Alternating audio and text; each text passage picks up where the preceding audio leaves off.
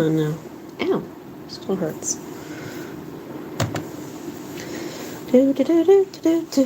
Alright. Hi everyone, welcome back to the live stream. If you're new to my channel, I work on things, and sometimes you watch, and I'm listening to an audiobook, so hang out if you want. I'd say just tell me to shut up, but it probably wouldn't work. It's an adult audiobook. It's fine.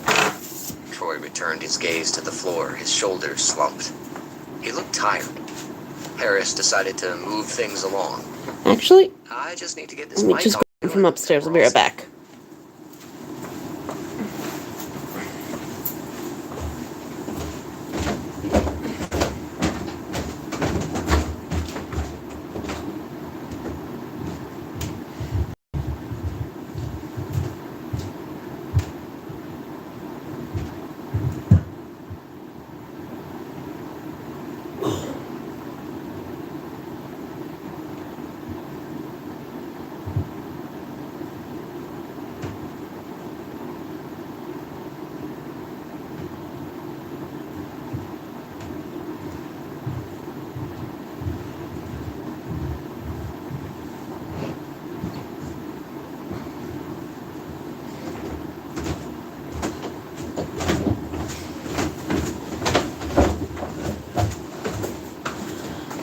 There we go.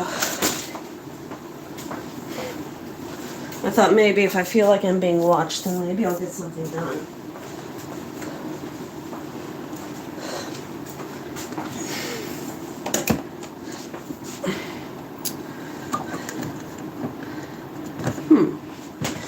Well, that's annoying.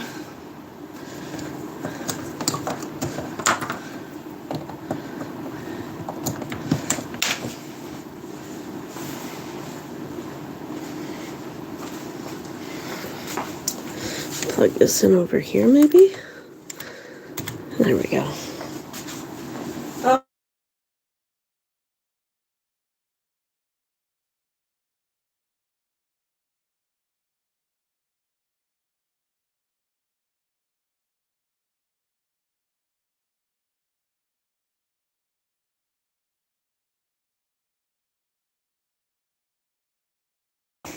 He crouched down between Troy's widespread legs and carefully clipped the mic to the collar of his centaur's shirt. Hello? When he glanced up at Troy's face, he found those deep ocean eyes studying him. An unwelcome burst of heat shot through Harris. Sure it did. As his dick noticed that he was wedged between the muscular thighs of a very handsome man.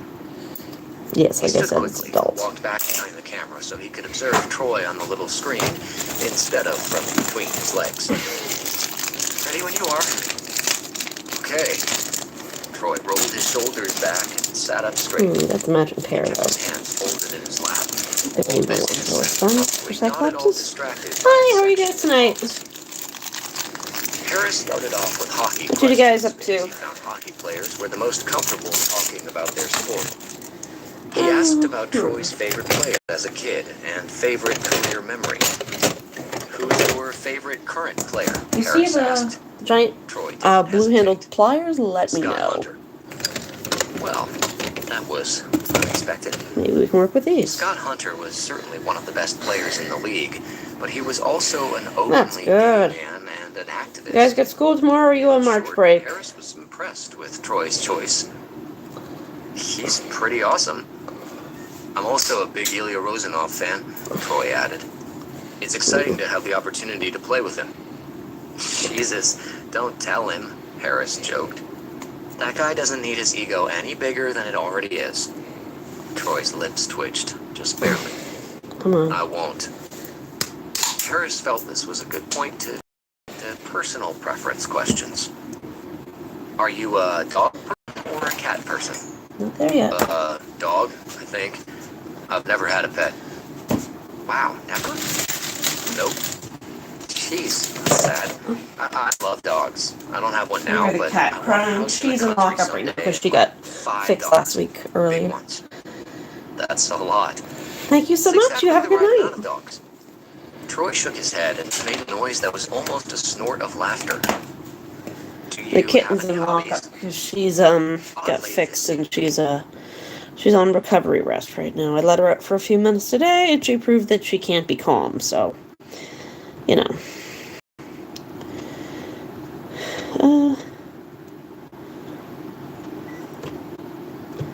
There we go. Calm that down a bit. A difficult question for Troy. After a moment of racking his brain to reveal literally anything to do besides play hockey, he finally said, I play tennis sometimes. Goodness. Well, Let's go for a road trip, guys. Let's go see the kitten.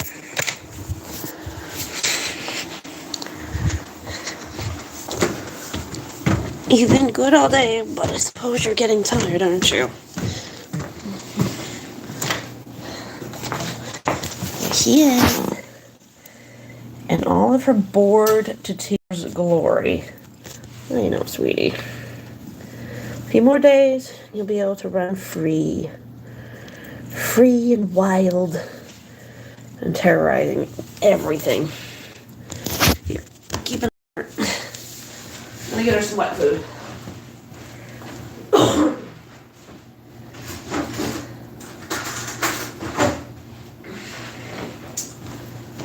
Go get the kitten.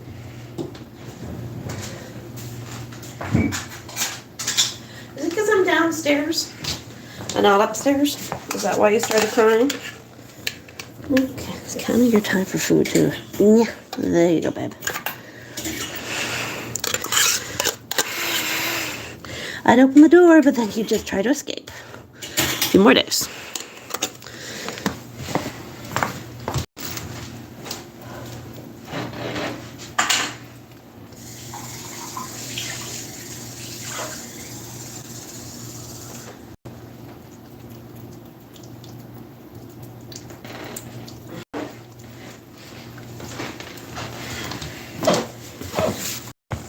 All right. So bye-bye.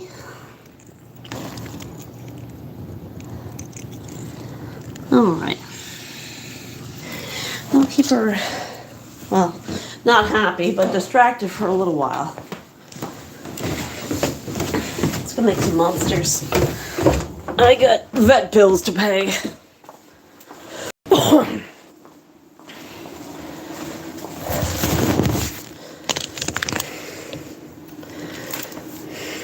All for video games, which were the answers that Harris got 90% of the time. Never played. Mostly watched. I don't know why I keep asking you questions like that. Oh well. He would bet that Troy looked Oh, really I'm sorry. good playing tennis. What's your favorite ice cream? Shit. It's been a while. Chocolate, I guess. Wait.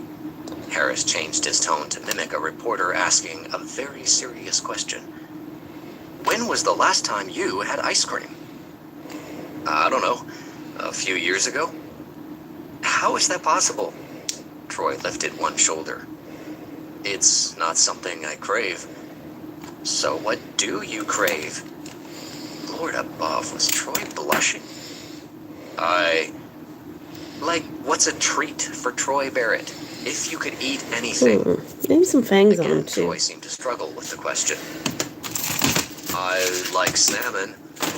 Harris laughed. He couldn't help it. I was kind of looking for something that's not part of your trainer-approved diet plan.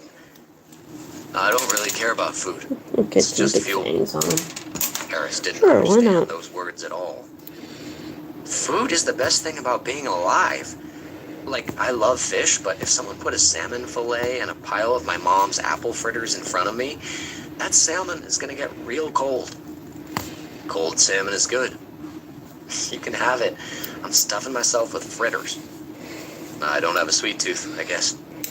Nothing wrong with that. What about something savory, like poutine? Always seemed kind of gross. Harris blew out a breath. I'll edit that answer out so the Ottawa fans don't know your shocking views of poutine. Why did you put a third Cheese and eye? gravy don't go I make together. monsters out of The fuck unwanted they plushies don't. and stuffed animals. Troy smiled properly at that. So, like, A brief and when parents heart-stopping clean up their flash of kid's teeth closet, made Harris lightheaded. they'll just drop it on my doorstep, Troy's and then I whole turn them face. into little Harris wanted monsters. him to do it again. And then, instead of ending up I'll in, like, take the sweets over landfill, I have a fries little and creepy gravy any friend. day, Harris said. But poutine is play as in Mario Kart. What? Harris grinned. He found he got the best answers when he kept the questions random. You've played Mario Kart, right? Please say yes, or I'll have to tear up my entire second page of questions. You have a page of questions about Mario Kart? Answer the question. You have any The hobbies? smile didn't fully return, but Troy's eyes glinted in a way that suggested he might be having an okay time. I've played Mario Kart. I usually pick Mario. No imagination whatsoever. Harris sighed. He's the best one, isn't he? The game's named after him. Why? Ow. Who do you pick? Ow, hot, ow, I've been a hot. Fucking Yoshi man motherfucker. since I Hot! was like Hot! 6 years old. He's my second choice, Troy conceded. We're basically the same person. Twins, Troy agreed flatly. There we go. What's your favorite place on Earth? It's really hard to follow these questions. But you're not bored, right? A slight quirk of Troy's lips. No, I'm not bored. Again, he took his time considering the question. I haven't made anything. Is on the ice a terrible answer? Yeah, I It's have. the This worst is different answer. settings, so it's got a high and Do a you low, spend but your it's not summers? fully up to Have high you yet. traveled anywhere good? It doesn't get high enough to take off I- flesh, which is really nice All of because the I like my amusement flesh left Troy's attached. face. He looked tortured, like answering this question might actually kill him. Harris took pity. On the ice is fine. Don't worry about it. Thanks. Sorry, I'm not good at this. You're crushing it, Harris assured him, another though it wasn't exactly true. A little bit more on your dress. Next question. All right, you go into the side Mountains in a minute. or ocean? Why choose? I'm from Vancouver. Harris grinned. That's right. And the team is heading there this week. That must be nice for you? Troy frowned. Sure, yeah. Of course. The way he said it implied that he would rather travel directly to hell than home to Vancouver. Harris was fucking this up. Even the most basic questions were making Troy uncomfortable. Harris was usually so good at talking to people. He decided to try a ridiculous question to clear the tension out of the room. Okay, this one's important. What's your favorite type of apple? Troy's brow furrowed. I don't know. Red?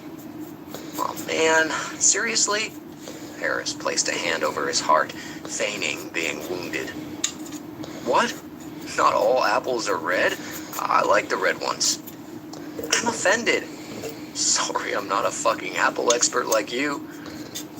It was a little mean, but it was also a little warm. Troy's eyes once You're again okay. glinted with something close to playfulness. I'll let her out Harris after liked it. about an hour or so, and she can have a little Right. run around before going Teased back in the back. crate for the night. That was a I hard miss her question. though. Troy almost She has to laughed. be Harris was stationary sure of to it, be safe. And for some reason his You stomach can pop flipped a in stitch. anticipation.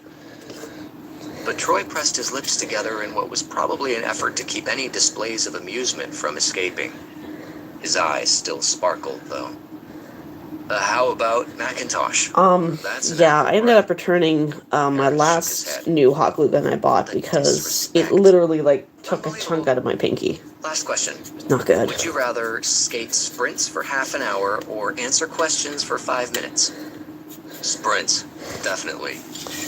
Harris laughed. Probably too loudly, as usual, because Troy flinched and then quickly stood. So, we're done? Done. Okay. Troy walked to the door, clearly keen to get out of there. You're okay. I'm Harris said. sorry, but I think I'm Troy just because I'm stopped down and here and I'm looked back making anxiously. noise now. Harris put a hand on Troy's shoulder and he heard him inhale sharply. You still have the mic on. Oh, right. He stood perfectly still as he let Harris remove it, which Harris did quickly with as little contact as possible. He could smell the woodsy aroma of Troy's aftershave, or probably his body wash, since the shadow on his jaw suggested that he hadn't shaved that morning. Good to go, Harris announced cheerfully, holding up the mic. He took a giant step backward, needing to put some distance between them before Harris did something stupid like sniff Troy's neck. You might want to make sure you have noise-canceling headphones, Harris said. For the flight. Those guys are pretty lively on the plane.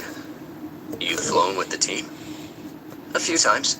I usually go on a road trip or two each year to document stuff. It makes for fun content. I'm going on the trip south in January. There's a day off in Tampa, so it should be fun. Oh, cool. It didn't sound like Troy thought it was actually cool that Harris would be on the team plane. He tried not to feel offended. Thanks for doing this, he said. I'll let you know when I post it. Troy nodded once, and then he was gone. What do I do? I actually have like a full-time job. Chapter 5. So I do that. Troy didn't know what was causing the loud banging noise, but he really needed it to stop. Gradually, he became aware that he was in a Vancouver hotel room and that the banging was on his door. He groaned and pulled a pillow over his throbbing head, hoping the person would go away. The person did not go away. Barrett, wake up! The voice was unmistakably Rosenoff's. What is it? This color I like, but it doesn't cover very well. Nothing. Maybe I should have left her white. Bone-dry throat and said again, "What? Open the door!" Defeated, Troy dragged himself out of bed and, after making sure he was wearing at least underwear, opened the door. Rosenoff strode into the room, uninvited, and made a face. "Smells terrible. You got drunk last night." "A little." "Not good, Barrett." He thrust a bottle of Gatorade at Troy. "Drink this. Sit down." Troy was more than happy to do both. He collapsed on the bed and cracked open the Gatorade, wondering how Ilya even knew he had been drinking alone last night. "I saw you in the lobby with a liquor store bag," Ilya said, as if he could read minds. "Heading for the elevators. You were in a hurry, it looked like." In a hurry to not feel anything, Troy thought. "This is something you do a lot?" Ilya picked up the mostly empty bottle of cheap vodka from Troy's dresser and frowned at the label. "No. We played tonight." "I know. It was good." "Yes." Ilya studied him until Troy was forced to look away. "It won't happen again," he said, though he wasn't sure that was true because now his reasons for drinking were all rushing.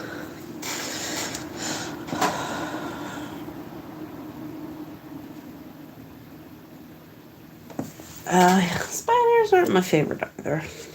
The cat has a big plush toy spider, and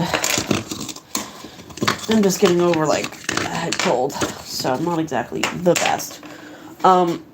So 4 o'clock in the morning, she gets her spider toy, drags it into my bedroom, throws it on my bed. And like it's one of them Beanie Baby, really cute TY toys. So it's adorable, right? But I'm so fucking tired. I'm thinking, there's a spider on my bed. I'm arachnophobic. But I'm not that arachnophobic. And it's a toy spider. And it's adorable. And the cat's killing it. But I'm still, afraid of spiders. So I should get up and take it off the bed. But it's a toy spider. And the cat's brought it in to play with me. But it's 4 o'clock in the morning, and I hate spiders. But it's a toy spider, and it's a very, very awkward morning. I'm very tired. After a long, lonely plane ride of listening to his teammates laughing and joking like the tight-knit friends they were, all Troy wanted was to retreat to his boyfriend's arms. He missed Adrian so fucking much, and he couldn't even call him. On top of that, he'd been ignoring his dad's phone calls and texts since yesterday because he could not fucking deal with that guy right now. This was the first time in Troy's career that he hadn't enjoyed returning to his hometown. He never liked. I don't know what I'm going to do with these. I mean, they're supposed to go in a tiny flower pot. Able to see his boyfriend or his mother or both. Now she's locked up in a crate without her toys because she has to stay calm for a few more days until her stitches happened so set. quickly after Adrian had dumped him, and then the trade. What's your time zone over there? It's 8 o'clock here. That had hovered over Troy like a cloud. Now that he was in Vancouver, the cloud had descended, filling him with rage and despair. The breakup hadn't seemed real before now because he and Adrian saw each other anyway. Being in the same city and not being able to hold him, kiss him, take him to bed, and truly be himself for a few hours was killing him. And no one could ever know. I'm sorry. It was... If Ilya noticed the way personal life is personal. If it does not affect your game, it does not matter to me. Coach will say the same thing. Let's not Troy try closed after his eyes. on that, so... Are you going to tell him? Alright. Not this time. It was a warning, and one that Troy silently promised to heed. Hockey was all he had left. He needed to make the most of things with this Ottawa team, or he'd fall apart completely. You look like shit, Ilya said. Practice is optional this morning. You're opting out. Troy almost protested because he had planned on skating this morning, but it would be ridiculous to argue. He was in no condition to do anything more strenuous than take a shower. Okay.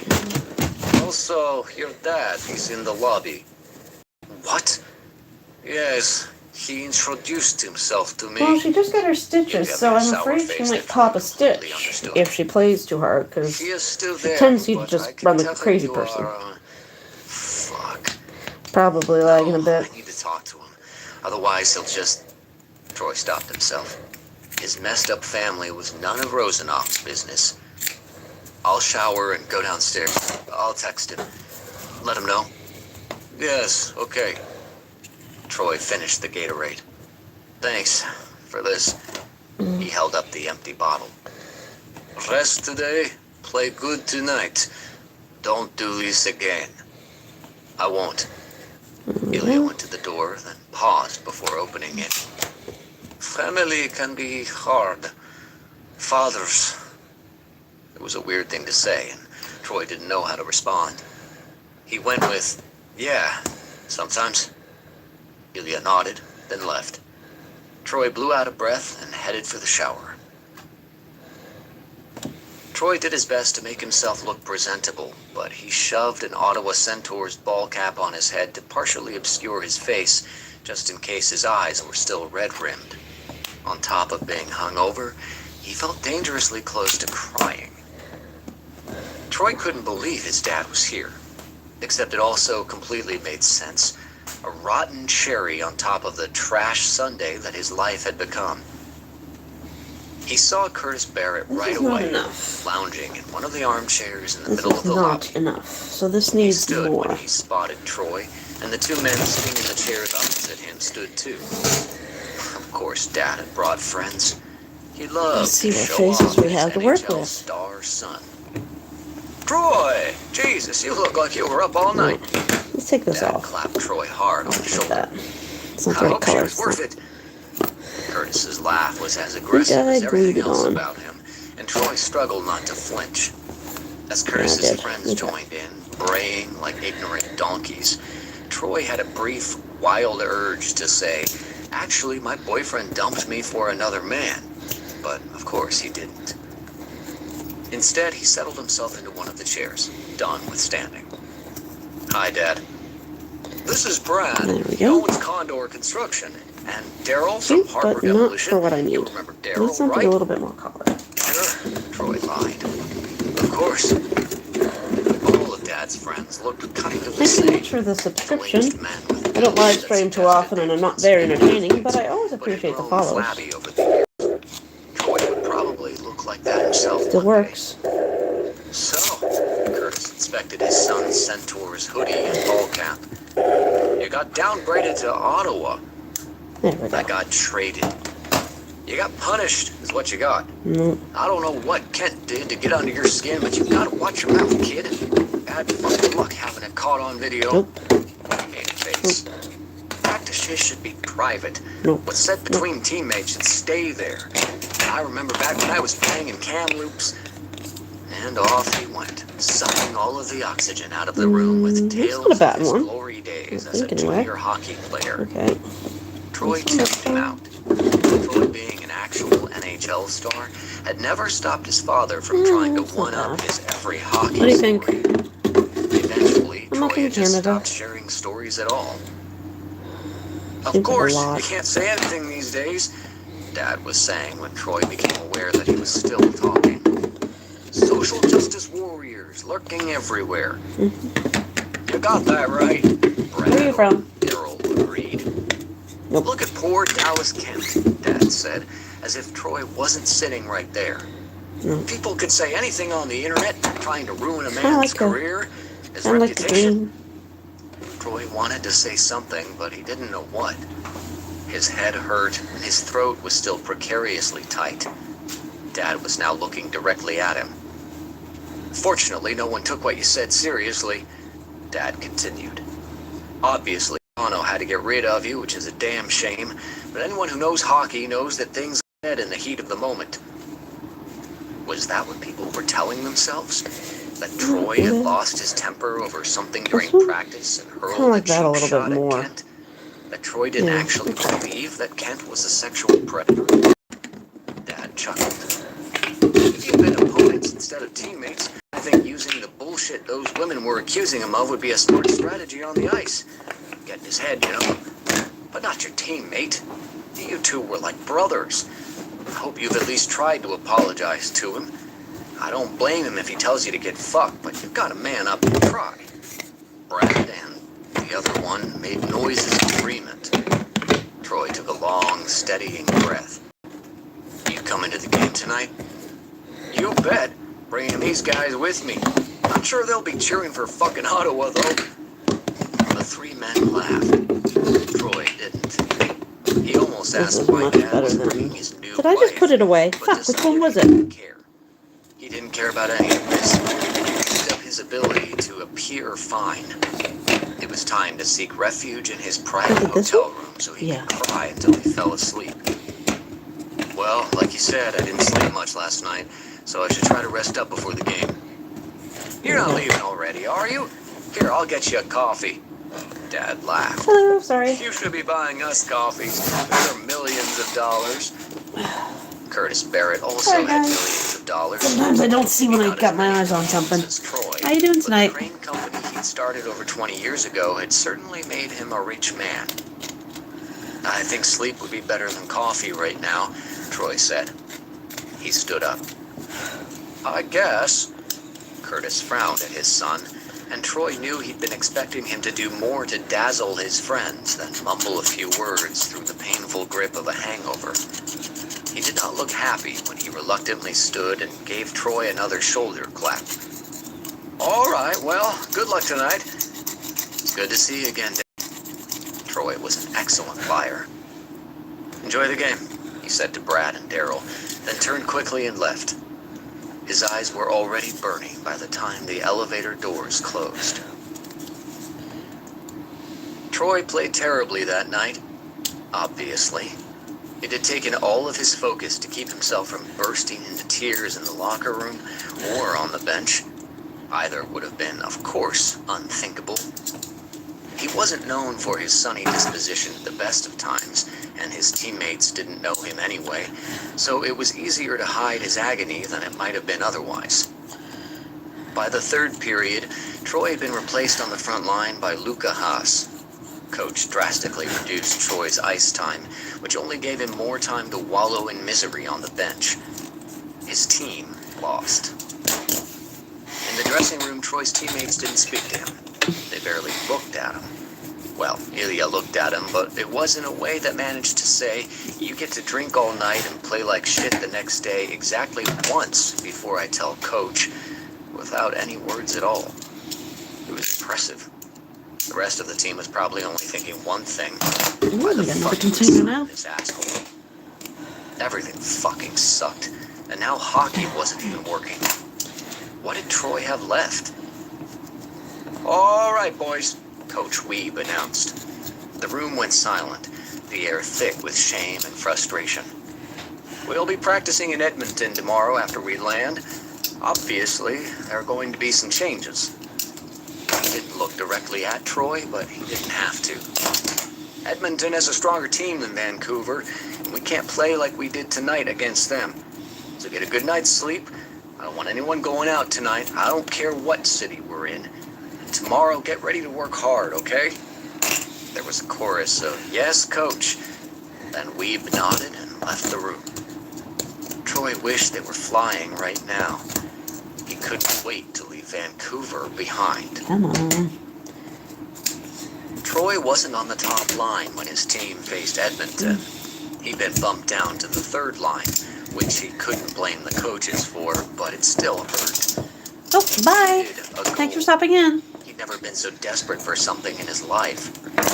As far as hockey players went, he wasn't particularly superstitious, but he thought maybe if he scored a goal, things would turn around for him. So he played hard every shift, using his speed to get to the net for a chance at a rebound or deflection. He played a physical game, taking his aggression out on anyone who got close to him. He would score tonight. In the third period, Coach tried Troy out on the power play line. Edmonton was 2 goals ahead, and an Ottawa goal now would be a huge momentum boost. The face-off was in the Edmonton zone, and Rosenoff won it, sending the puck back to Dykstra. Troy darted to the net, right as Dykstra took a slap shot from the blue line. The Edmonton goalie made the save, but couldn't control the rebound. The puck landed on Troy's stick, inches away, just as the goalie fell backward on the ice. Troy fired it over the goaltender's sprawling body into the wide-open net. Troy celebrated like he'd won the Stanley Cup. Then he registered that his teammates weren't celebrating with him, and he heard Dykstra yelling, "No fucking way that was interference, ref!" But the ref was making the hand signal for no goal, and Troy could not fucking believe it. "I didn't touch the guy," Troy yelled. "The clumsy fuck fell over." "No goal," the ref said. "You hooked the back of his skate, Barrett." "The fuck I did." One of Edmonton's defensemen, a giant doofus named Nelson, shoved Troy's chest, causing his back to slam into the boards behind the net. "We all saw it, you cheap little shit." "How'd you see it? You're too busy doing fuck all to stop me. I walked right into your house and scored. Sorry you're bad at your job, you dumb fuck." "At least I'm not a fucking traitor." Troy shoved Nelson back, even though Nelson had about half a foot of height on him. Rosenoff stepped in, face calm, and said, "You have to have friends to be a traitor, Nelson. So no, you will not ever be one." Nelson glared at him. "You better hope no chicks you bang make shit up about you online, Rosenoff. This one will turn on you in a second." "Yeah, could you ask your wife not to post about me then?" "Fuck you, Rosenoff." "Everyone back to your benches now," the ref barked. Troy turned his fury on the ref. "That was a goal." "No, it wasn't. It was a fucking goal.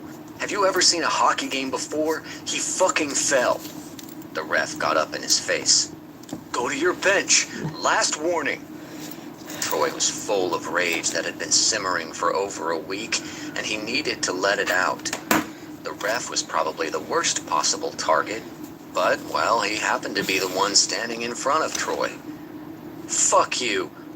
And then he shoved the ref. And yeah, that wasn't a good idea.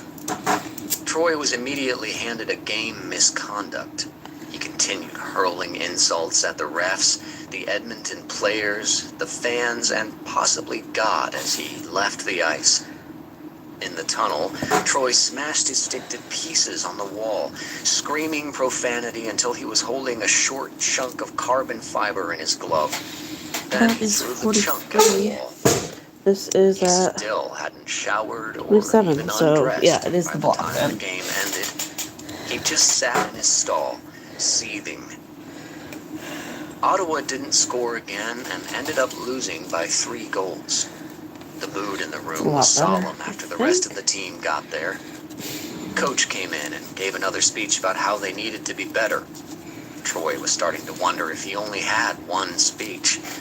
Lord knew he only needed one, the way this team played. After Coach left and most of the guys were headed to the showers, Rosenoff sat next to Troy. "Okay?" Rosenoff asked. "Fucking great." "Yes, I can tell." Troy didn't reply. He'd had his head down, but now he glanced over at his new captain. Ilya had stripped to his boxer briefs and had his long legs stretched out in front of him. Well, thanks for the thumbs up, Troy's guys. gaze Always caught on appreciate the it before you famous head out. tattoo of a snarling grizzly bear on Ilya's left pec. It was absolutely ridiculous up close. He noticed a second tattoo, less famous and probably more recent, on Ilya's arm near his shoulder. It was a bird of some sort. A loon, maybe? Kind of a weird choice. You are a good hockey player, Ilya said. It was so abrupt and unexpected that Troy fumbled his response. Okay? I wonder. Thanks. Okay, why Ilya not? sighed and tilted his head back against the wall behind him. Oh, hello. I'm tired of losing, Barrett. You came to the wrong fucking team. Troy, like pretty much the entire NHL, knew why Ilya Rozanov had chosen to sign with Ottawa. He could have gone almost anywhere. Instead, he chose one of the worst teams in the league, in a quiet city that got about 1 billion tons of snow every winter. For a guy who loved sports cars, nightclubs, and women, it seemed like a weird choice. I think we can win, Ilya said. We have a good goalie. We have young talent and solid defense. We have me. Should be a good team. Everything Ilya said was true. They should be a better team. It's not the right Then show, why though. aren't we? Ilya locked eyes with him. Because we don't believe it. No one who comes here expects to win. Well, Troy couldn't argue with that. Both ways. He certainly Not didn't slime come here green. expecting to be a But part of yellow. a winning team. No, I don't like that. Tonight, Ilya continued. What did you want to do? I wanted to score a goal. Ilya nodded. For you, not for the team. Okay, Troy couldn't argue that either. I needed to score. I still need to, even though that goal should have... Yes, I know. Ilya stood up, then turned and stared down at Troy. Even in his underwear, Ilya managed to make Troy feel embarrassed and ridiculous. He'd thrown a tantrum over a disallowed goal, a goal that wouldn't even have mattered, probably. Also, Ilya looked really damn good in his underwear, but that wasn't a useful train of thought. Score a goal for you if you need to, Ilya said, but think about what you can do for the team. You are, I think, what we have needed. Without waiting for a reply, he turned and crossed the floor to his own stall, sliding his Right. underwear off in the middle of the room. Troy huffed out a Clothes. laugh. Rozanov was a piece of fucking work. There were years of Troy's life when the locker room was the most stressful place in the world. When the conversation that had just happened, with a man as attractive as Ilya displaying himself as brazenly as he'd just done, would have been pardon me. terrifying. Because what if Troy gave something away? An involuntary glance, or God help him, an involuntary boner? He'd been miserable That's and a little bit alone better. until one day, before he started his second season in the WHL at 18, he decided to start hiding behind a wall of aggressive macho bullshit. It hadn't been difficult. His dad had given him years of macho bullshit to emulate. So had most of his teammates and coaches. And then on to Toronto and met Dallas Kent, the perfect, loud, shithead shrub to hide behind. At some point, it had become easier to stay in character as a hetero bro who was, shamefully, pretty homophobic. Troy had worn that mask full time until he'd met Adrian. At that party 2 years ago, Troy had been utterly defenseless in the face of all of Adrian's beauty and charm.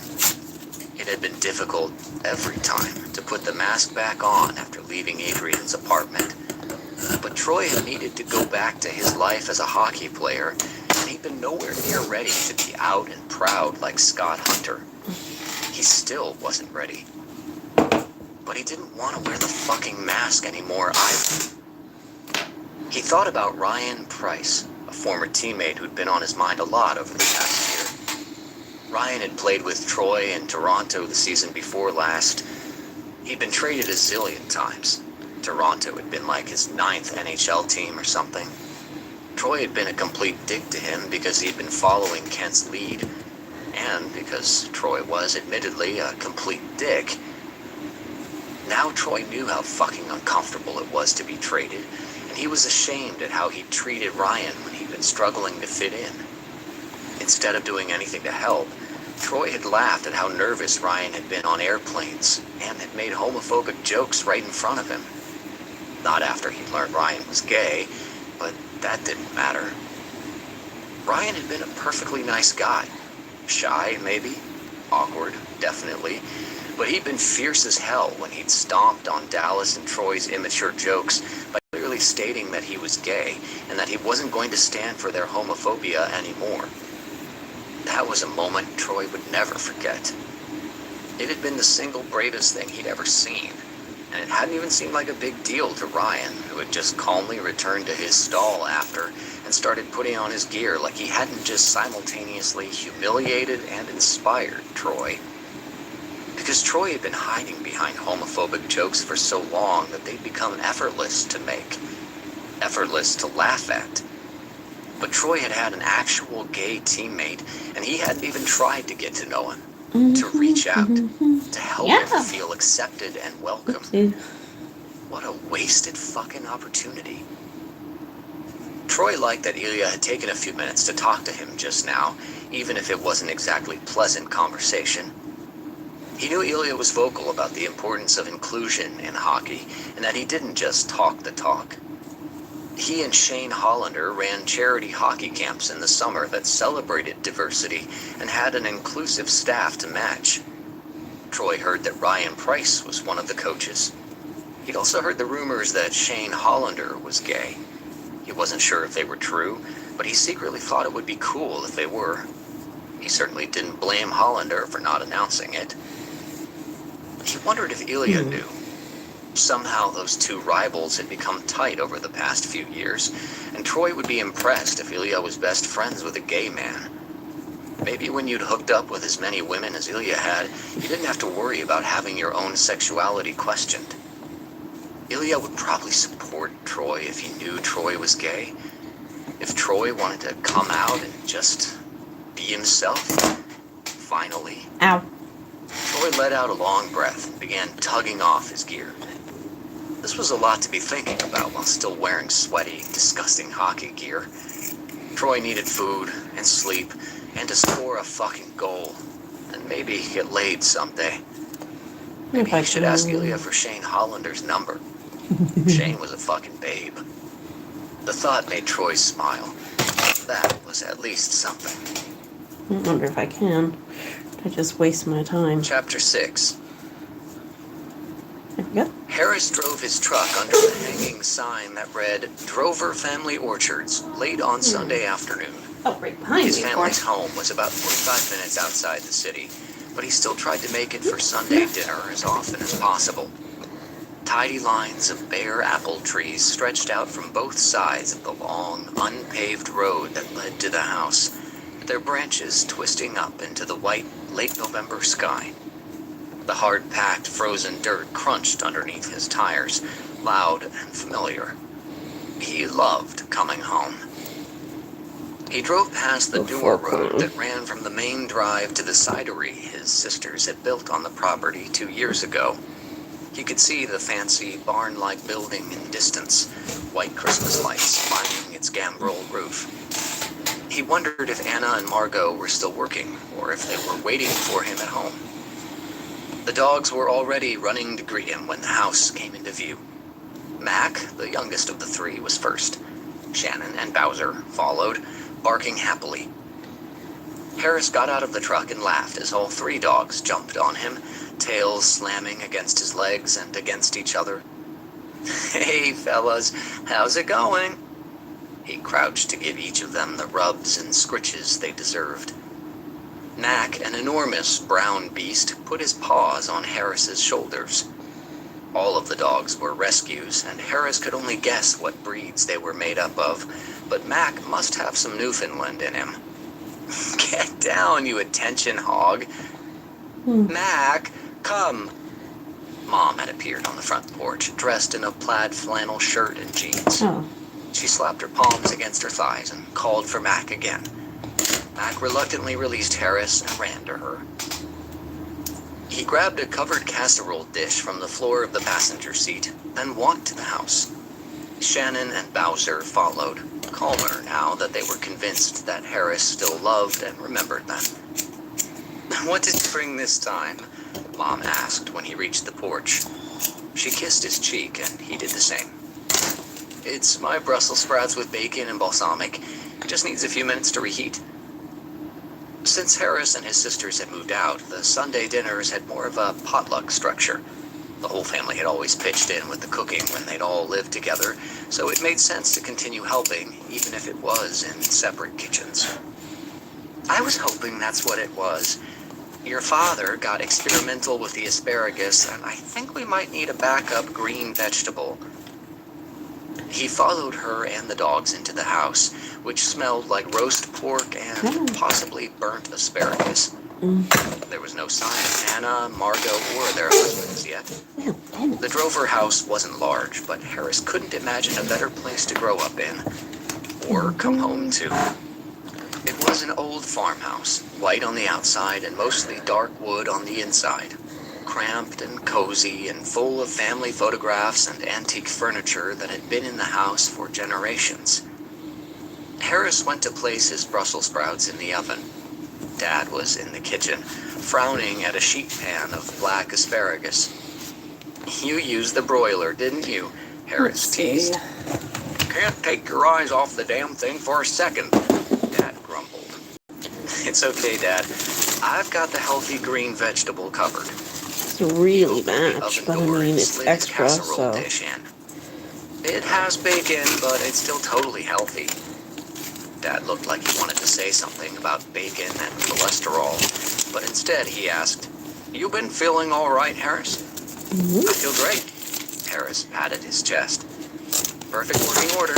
I'm not creative enough Dad to know what frowned to at do with all Harris's these parts chest, just where yet. They both knew the ugly lines of multiple surgery scars marred his skin. Then sighed and engulfed his son in a tight hug. "Glad to hear it. You worry too much. You know I'll go see Dr. Melvin if I feel even the slightest bit off." "I know." "Here," Harris said, reaching for the sheet pan. "I'll take that to the compost." Dad gave the asparagus one last look, as if he might think of a way to revive them, then nodded. Shannon, the oldest and smallest of the three dogs, followed Harris out the back door. The air was crisp and cold, and the sun was setting fast. Harris loved this time of year, when the hockey season was in full swing and Christmas was getting close. He dumped the asparagus into the compost bin while Shannon inspected a rock on the ground. He didn't like talking about his health. He didn't like thinking about it. He took it seriously. He hadn't been lying to Dad about that. But he hated the way his family looked at him sometimes. Like he was fragile. Like he could die at any moment. Anyone could die at any moment. Harris had decided a long time ago not to worry too much and not to feel sorry for himself. Ottawa had great hospitals, and he'd had the best of care since birth. There was no reason to assume he wouldn't live a long and happy life. After a few minutes of scratching Shannon's ears and enjoying the quiet behind the house, Harris went back inside. The house was much louder than before, which meant his older sisters, Anna and Margot, had arrived with their husbands. "Harris," Anna called out. "What the hell? That Twitter war you were in with Edmonton was hilarious." Harris hugged her. "Oh, well, they have a great social media person. Danielle is super funny." Fighting with other NHL social media accounts was one of Harris's favorite parts of the job. He wasn't the kind of guy to trash talk or say anything mean at all in real life, but when he played the role of the Ottawa Centaurs brand, he could really let loose. "It was great," she said. "Jesus, Mac, calm down. Here, take this to the kitchen for me, would you?" She handed Harris a wrapped casserole dish. "Is this apple crisp?" "Of course it is. You put me on dessert duty, you're getting apple crisp every time." Harris wasn't sad about it. He brought the dessert to the kitchen and called for Mac to follow him. Now that everyone had arrived, the house would remain in a state of loud chaos until it was time to leave. 7 chatty adults and 3 friendly dogs crammed into an old farmhouse made for a lively time. Harris loved it. There was a cat, too, somewhere. Ursula wasn't a fan of the Sunday night dinners and was probably upstairs on one of the beds. And, of course, Uncle Elroy, but he wasn't a reliable presence. The dinner was animated, as always, with lots of teasing and laughter. Harris wasn't the only drover with a booming voice and an unnecessarily loud laugh. "How's that new guy fitting in?" Margot asked during dessert. "Troy Barrett." Harris honestly wasn't sure. Despite Troy's prickly exterior, there was something appealing about the man. And not just his godlike beauty. Harris had enjoyed interviewing him. He'd enjoyed trying to make the man smile, even if it had barely worked. But Margot hadn't asked about any of that. "I'm not sure," he said carefully. "He's quiet. Keeps to himself, I think." "He was kicked out of the game the other night in Edmonton," Dad said. "Shoved a ref." "Yeah," Harris said. He certainly hadn't missed that. Hockey media couldn't stop showing that clip and talking about how Troy had been spiraling out of control these past couple of weeks.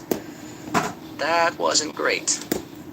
"I never liked him when he was with Toronto," said Mike, Anna's husband. "But he was talented. I hope he can get his shit together because we can sure use him." Harris used to talk about hockey that way, the way all fans did, like he was part of the team, but only discussed the actual players as assets or tools. Now that he was working for an NHL team and had become friends with the players and staff, it annoyed him when they weren't acknowledged as human beings.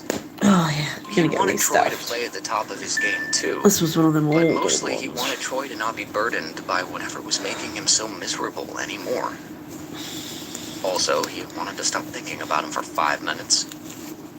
"We put some more cases in the back of your truck, Harris," Margot said, snapping Harris out of what was about to be another Troy Barrett Vintage. daydream. That's what this is. "Thanks for being our unpaid rep." "Always." I was "How's like, I'm business?" gonna call Mom. "Amazing. The new winter spice..."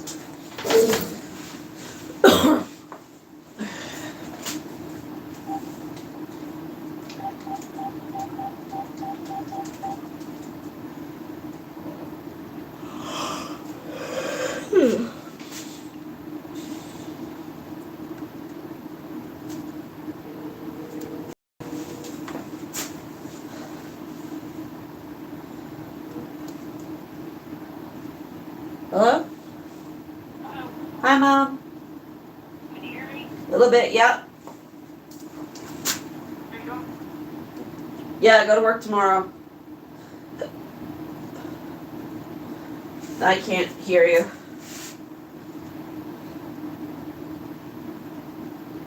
Not a thing.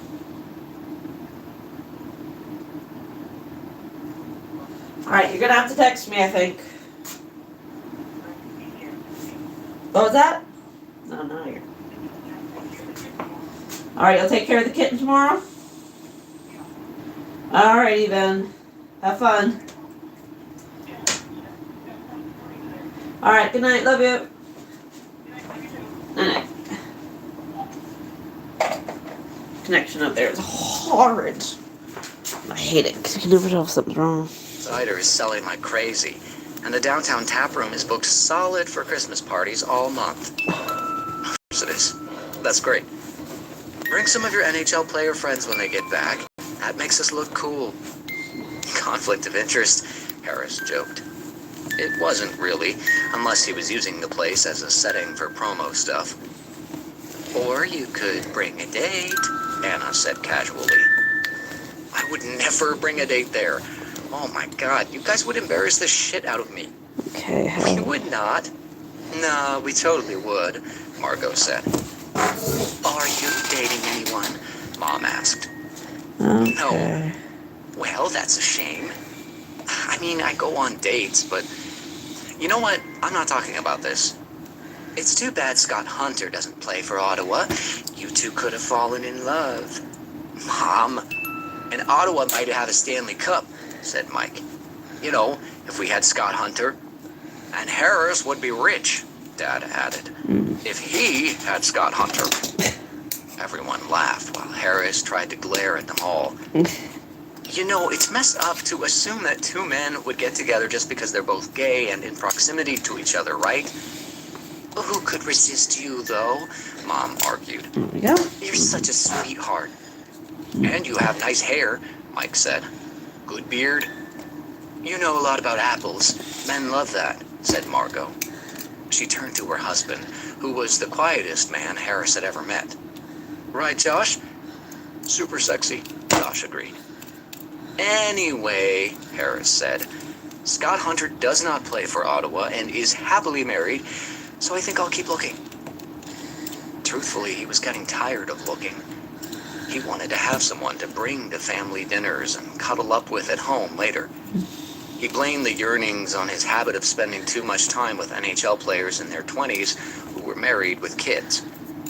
He should probably make an effort to hang out with his other friends. Screw this. His non-millionaire, normal friends. No, I don't think Queer that's a good idea if I friends, tried sure. that. When was the last time he'd gone dancing? Or just met a bunch of friends for Poor drinks at a thing. gay bar or karaoke? He used to be on a trivia team. Now he was obsessed with his job, and that job didn't have regular hours. The dinner remained lively until the last bite of apple crisp, with everyone talking over each other as usual. Harris had been uncharacteristically quiet for most of it, his mind stuck on the possibility that he'd let his job consume his whole life.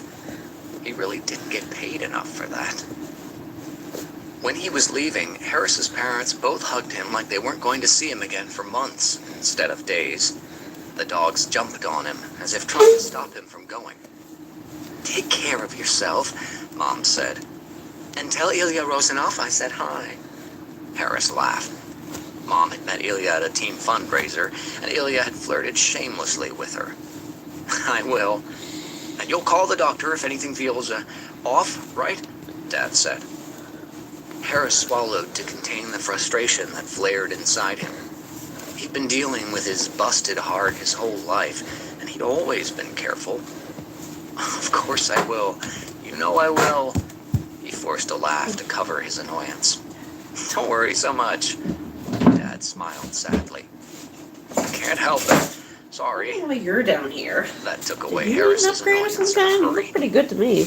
Love you guys. See you next week. Keep Mac out of trouble, all right?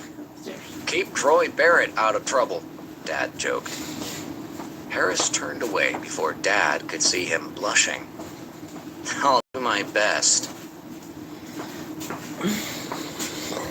Chapter 7. The day after the team had Just returned cut from from their this trip, point. Troy received an unexpected text message. Wyatt. Barbecue at Boots tonight. You should come. The address followed. Barbecue? The fuck? It was snowing outside. Not a lot, but like more than the amount that would suggest it was barbecue season. Troy. Is everyone going? To the guys probably, and partners. Bood and Cassie are great hosts. Troy was not at all in the right headspace for a team party.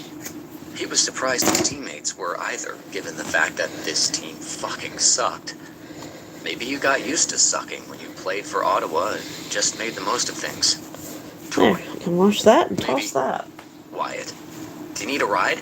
Harris said he's going there straight from the arena, so he could probably drive you. Wait, Harris was going? The social media guy? This team was so weird. Not that Troy couldn't see why Harris might be invited. He was nice, kind of annoying, definitely too To loud, the shelf. laughed too much, smelled like apples, but that was probably Troy's imagination because it made no damn sense. Except when he'd been in Troy's personal space, removing that microphone after the interview, Troy could have sworn he got a whiff of something sweet and mouth-watering. Wyatt. I'll get Harris to text you. Bring beer. Troy. I didn't say yes. Wyatt. Get out of that hotel room, Barrett. Get to know your teammates. Troy scrunched his nose. There was nothing wrong with his hotel room. He was to at make the another moment nightmare. lounging on a perfectly comfy bed. He had plenty of things to do tonight, like staring blankly out the window until he mustered up the energy to jerk off. Harris texted him within 20 minutes. Wyatt said you needed a ride tonight? Troy. No. He didn't need a ride. He drove his Hell car of my here from pliers. Toronto instead of flying, specifically so he could have a car here. And because he felt like driving at the time, and also getting the fuck out of Toronto as soon as possible. Besides, Harris probably asked me like weird questions during the drive, or normal questions that Troy didn't answer because he wasn't normal. Normal people didn't feel sick about their favorite place on Earth. It had been meant as an easy question, one that should have been pleasant to answer, but it had only made Troy think about Adrian's bed, Adrian's arms. Harris, you sure? I'm heading there from the rink anyway. Troy rolled to his side, leaning on one elbow. Despite having a hard time answering some of Harris's questions, he'd actually enjoyed the interview more than he'd been expecting. He liked Harris. He seemed like a good person, and Troy was trying to gravitate toward good people. Troy, what time are you going? Not that he was seriously considering going. Even if he were, he would drive himself so he could arrive late and leave early. Harris would probably make I sure straightened he up was the so I first know one. where everything is, and I can't find shit. Harris, I'm swamped this afternoon. I probably won't get out of here until 7. What the hell work was Harris doing?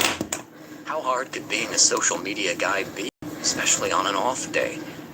Couldn't he post things on Twitter from anywhere? Troy almost wanted to ask, That's much but if better. Harris was busy, he didn't have time to explain his job.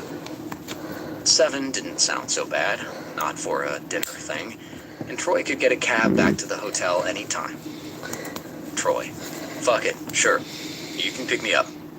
Harris, LOL, love that enthusiasm. Harris, I'm actually working on a video of your top 5 career goals right now. Troy, you have to make that yourself? Harris, yeah, it's like my job. Now Troy felt stupid. He tried to think of something to say, but Harris sent another message. Harris, I need to get this done. I have a conference call with marketing and a new sponsor who wants to do some sponsored content, and I've got some posts I have to schedule. Harris, sorry, didn't actually ask for further info. I'm chatty when texting too. He added a happy face emoji to the end. Harris was a really fast typer, which made sense, Troy supposed, given his job. Troy, okay, just text me when you're leaving, I guess. There we go. He stared at the message after he sent it. It sounded rude as fuck. Did he always sound this rude? Probably. Troy wrote, looking forward to it, then deleted it because that seemed too far the other way. He wrote, should be fun, but that didn't sound like him at all. So finally he landed on, I can get you a coffee from the Starbucks in the lobby if you want. Where are my teeth? He meant that he'd Eyes. get coffee and give it to Harris when he picked him up. I also have So these he could ones drink too. it in the car or whatever. But Harris wrote back, what, now? That would rule. It wasn't like Where are Troy my was teeth? busy, but he wasn't a fucking errand boy either. Harris. Oh, I need you a meant when I horn. picked Oh you wait, you up, have a didn't horn. you? So you're good. LOL. Troy should have been relieved, but instead he just felt shitty. Harris wanted a coffee, and Troy could easily fix that problem. He had nothing but time and money. Like, literally, nothing. Troy, I can bring you one now. What do you want? Harris sent a string of excited face emojis. Eggnog latte. Troy, I swear. isn't I that a had- Christmas thing? Harris, it's November. Everything organized better than this, but hey, I guess I'd not. Wishes thing. Why are you still singing? Way too early for eggnog. Harris retorted with a row of Santa face emojis. Troy. Are you in your office? Harris. Yes. Wouldn't say no to a cake pop either if they have them. Winky face emoji. Troy didn't know what a cake pop was, but it sounded like the kind of thing that Harris would like. Troy. Okay. There's Oh, fuck.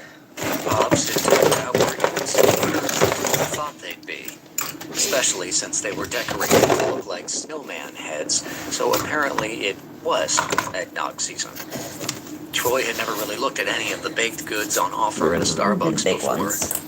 He always just ordered a black medium roast without observing his surroundings much. He knocked on Harris's office door. Let's do rainbow for this one too, because a paper bag with why 3 not? cake tops because they were kind of small, so Troy bought a few. Hi, how are you? Sorry I didn't see you there. The last time Troy had been here, Harris's smile didn't fade when he saw him. In fact, it grew I don't know where my wider. teeth are. Coffee delivery from an I don't NHL see them star. here. I could get used to this. Like I get these teeth, but these are not the ones I'm He looking for. stretched his arms over That's like eyeballs It and lifted the hem hands. of Those his are Carly Rae horns, Jepsen fangs, t-shirt eyes, enough that dinosaur Troy caught a heads, glimpse of his knickknacks. fuzzy belly button area. Cake pops are supposed to be for kids, I think, Troy said, forcing his gaze away from the strip of exposed skin. He set the tray on the desk opposite Harris's, then handed him the paper bag. Harris relaxed his arms and grabbed the bag with enthusiasm. He yanked out one of the pops and held it up, admiring it. They're cute. It looks like an impaled head on a spike. Harris laughed way too hard at that. It does. Yikes. And then he shoved the whole snowman head in his mouth, wrapping his lips around the base of the ball and tugging it off the stick. It was something. He swallowed the ball of whatever the fuck it was, cake, Troy guessed, and grinned. I love these things. Holy shit, there are more in here. He pulled a second one out. Troy settled himself into a chair that was against the wall. So you also near the have end a of broken Harris's desk. bone finger, so that makes an I wasn't excellent sure what a normal serving unicorn of horn if cake needed. pops was. No limit. Here, Harris said, holding it out to him. You gotta try one. Troy was conflicted. On the one hand, he didn't want to put that ridiculous thing in his mouth. On the other hand, he didn't want to watch Harris deep throat another one. I'm good. He took a sip of his black coffee to demonstrate how good he was, and promptly burned his mouth. Ah, fuck. You know what would cool your mouth down? Harris asked, making the snowman ball dance around in the air. A peppermint cake pop. No, it wouldn't. Stop making it be, like, alive. Harris turned the snowman so he was looking it straight in the eyes. I'm naming him Gordon. Fuck off, just eat it. I can't, we're friends now. Whatever. Your eggnog is there. Troy pointed to the paper cup on the corner of Harris's desk. The small office was flooded with the sickly sweet aroma of eggnog and cake. Troy took a deep whiff of his own coffee to block it out. He supposed he could leave. He'd only Thank come you. here to deliver a coffee and a snack. Mission accomplished. When is your conference call? 20 minutes. Harris put Gordon the cake pop back in the bag and absurdly pulled out the third identical one and ate it. After he swallowed, he said, hopefully it won't go on forever like the last one. So, do the sponsors, like, put their logo on the videos you post or something? Harris looked at him curiously. Yeah. Have you never looked at your team's social media accounts? No. Not even in Toronto? No. Harris shook his head. Well, I don't blame you. Whoever is doing Toronto's social media sucks at it. It has no heart at all. I don't know why anyone follows them. I don't think I want this one. We didn't know what Like, gave a Twitter account At some heart, point you just have to but he you just know took a when to sip give of up, coffee right? instead of asking. I'll It keep was the still stuff hot, in, but his mouth was I'll numb give it a now try. anyway. Harris took a sip of his latte and made a noise that Troy had only ever made during sex. God, I needed this. Thanks for bringing it. Why is it cracked? He Damn it. licked his upper lip, and Troy watched I don't know with if I more have one. interest than was Oh, warranted. shit. He bet that Harris would taste disgusting. What Harris tasted like was a definite signal to leave. You can, Alright, you go over here text me for a bit. later. Cool. Okay. Troy I hesitated a think moment. body. The head, I Wasn't think, in a is hurry fine. The to go bow is back to fine. his lonely It's hotel the room, rest that just and isn't he working. found I need to go mind on a different being body, I around think. this weird little apple farmer. He didn't mind looking at him either, which wasn't good. He left. Harris spotted Troy standing outside the hotel wearing jeans and a wool overcoat. He wished he'd had a chance to go home himself and change before the party, but he never looked any fancier than he did right now anyway. "Hi," Harris said when Troy slid into the passenger seat of his Toyota pickup truck. The body's gotta go. "You drive a truck. Farm boy, remember?" "Right." Troy's cheeks were slightly pink from the cold, and he was freshly shaved. Without the dark shadow of stubble on his jaw, he looked younger. He blew on his hands and rubbed them together. "Ah, it's cold. Is Boots seriously barbecuing?" "Oh yeah, no weather can stop that guy from grilling. He has a sweet deck with heaters and stuff all over it. Wait till you see it." "I probably won't stay long. I can drive you back after. I don't mind." Harris had his eyes on the road, and you could sense Troy tense beside him. "I won't ask you to do that." "You didn't," Harris said simply, "but the offer stands." Troy didn't reply, and when they reached a red light, Harris glanced over and saw him chewing on his thumbnail, head turned toward the passenger side window. Harris had become used to palling around with NHL players over the past few years, so he wasn't intimidated by having Troy in his truck. Parties like the one they were going to had become a normal part of Harris's social life, and it occurred to Harris that Troy was the one who was uncomfortable right now, who was probably nervous about hanging out with his new teammates, and was trying to hide behind a wall of indifference. "It's a great group of guys," Harris said. "I've been working with and hanging out with most of them for a couple of years. I don't think there could possibly be a better team in the league when it comes to personalities." "Personalities don't win cups," Troy said bluntly. It sounded like he was repeating something a shitty coach had drilled into him. "I don't know about that. Camaraderie counts for something. I think it would be hard to win games if you hated your teammates." "Have you ever played hockey?" A flash of embarrassment shot through Harris. "No."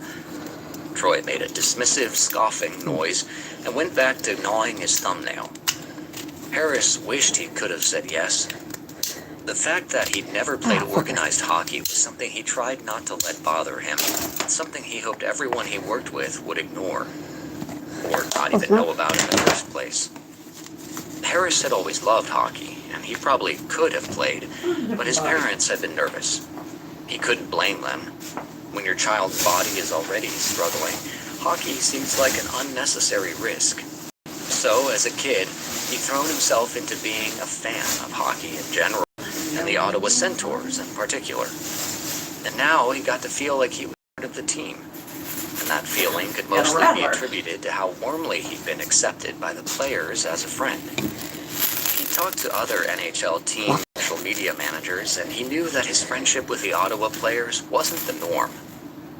"Sorry," Troy said. It was so quiet Harris almost missed it. "For what?" "I'm being a fucking dickwad. You're giving me a lift and I'm being me. Sorry." "You brought me coffee," Squish your Harris face pointed in out. there. "As far as favors go, we're even. In fact, since you also brought me cake pops, I'd say I still owe Repaint the you whole a favor." thing. Damn it. Troy didn't say anything for a long moment. Then he said, "Should we stop somewhere and get beer?" "I've got it sorted," Harris said. "Got a few cases of cider in the back." How's the "Cider?" eyeball doing? "My sisters make it. 100% Drover family apples. It's the best hard cider in Ontario." "Is that your unbiased opinion?" Troy asked dryly. "Absolutely. How are you? Can I pay you for some of it?" "Nope." "Then I guess that's your favor. We're even." Harris grinned. "Fair enough." There we go. There was another minute of silence, and then Troy said, "So is like everyone going to be at this?" Oh, I didn't read the teeth out. "Probably not everyone. Ilya won't be there." "Won't?" "Nah, he's almost never around on days off." "Where does he go?"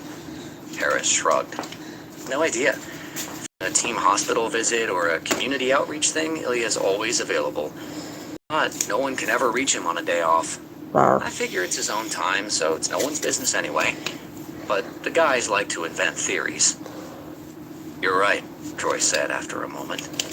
It's no one's business.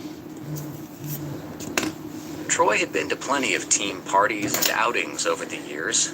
Most had been at Dallas Kent's mansion, and Troy had usually enjoyed them. He'd always thought that Kent's taste level was questionable, though. His mansion was tacky as fuck. Now he couldn't think of those parties without feeling sick. How many women had Kent forced himself on, or tried to, at those parties? Oh, shit. Had Troy been in the next room, or one floor below? Had it been happening right in front of him and he hadn't realized it? He reminded himself that Dallas Kent wouldn't be here tonight.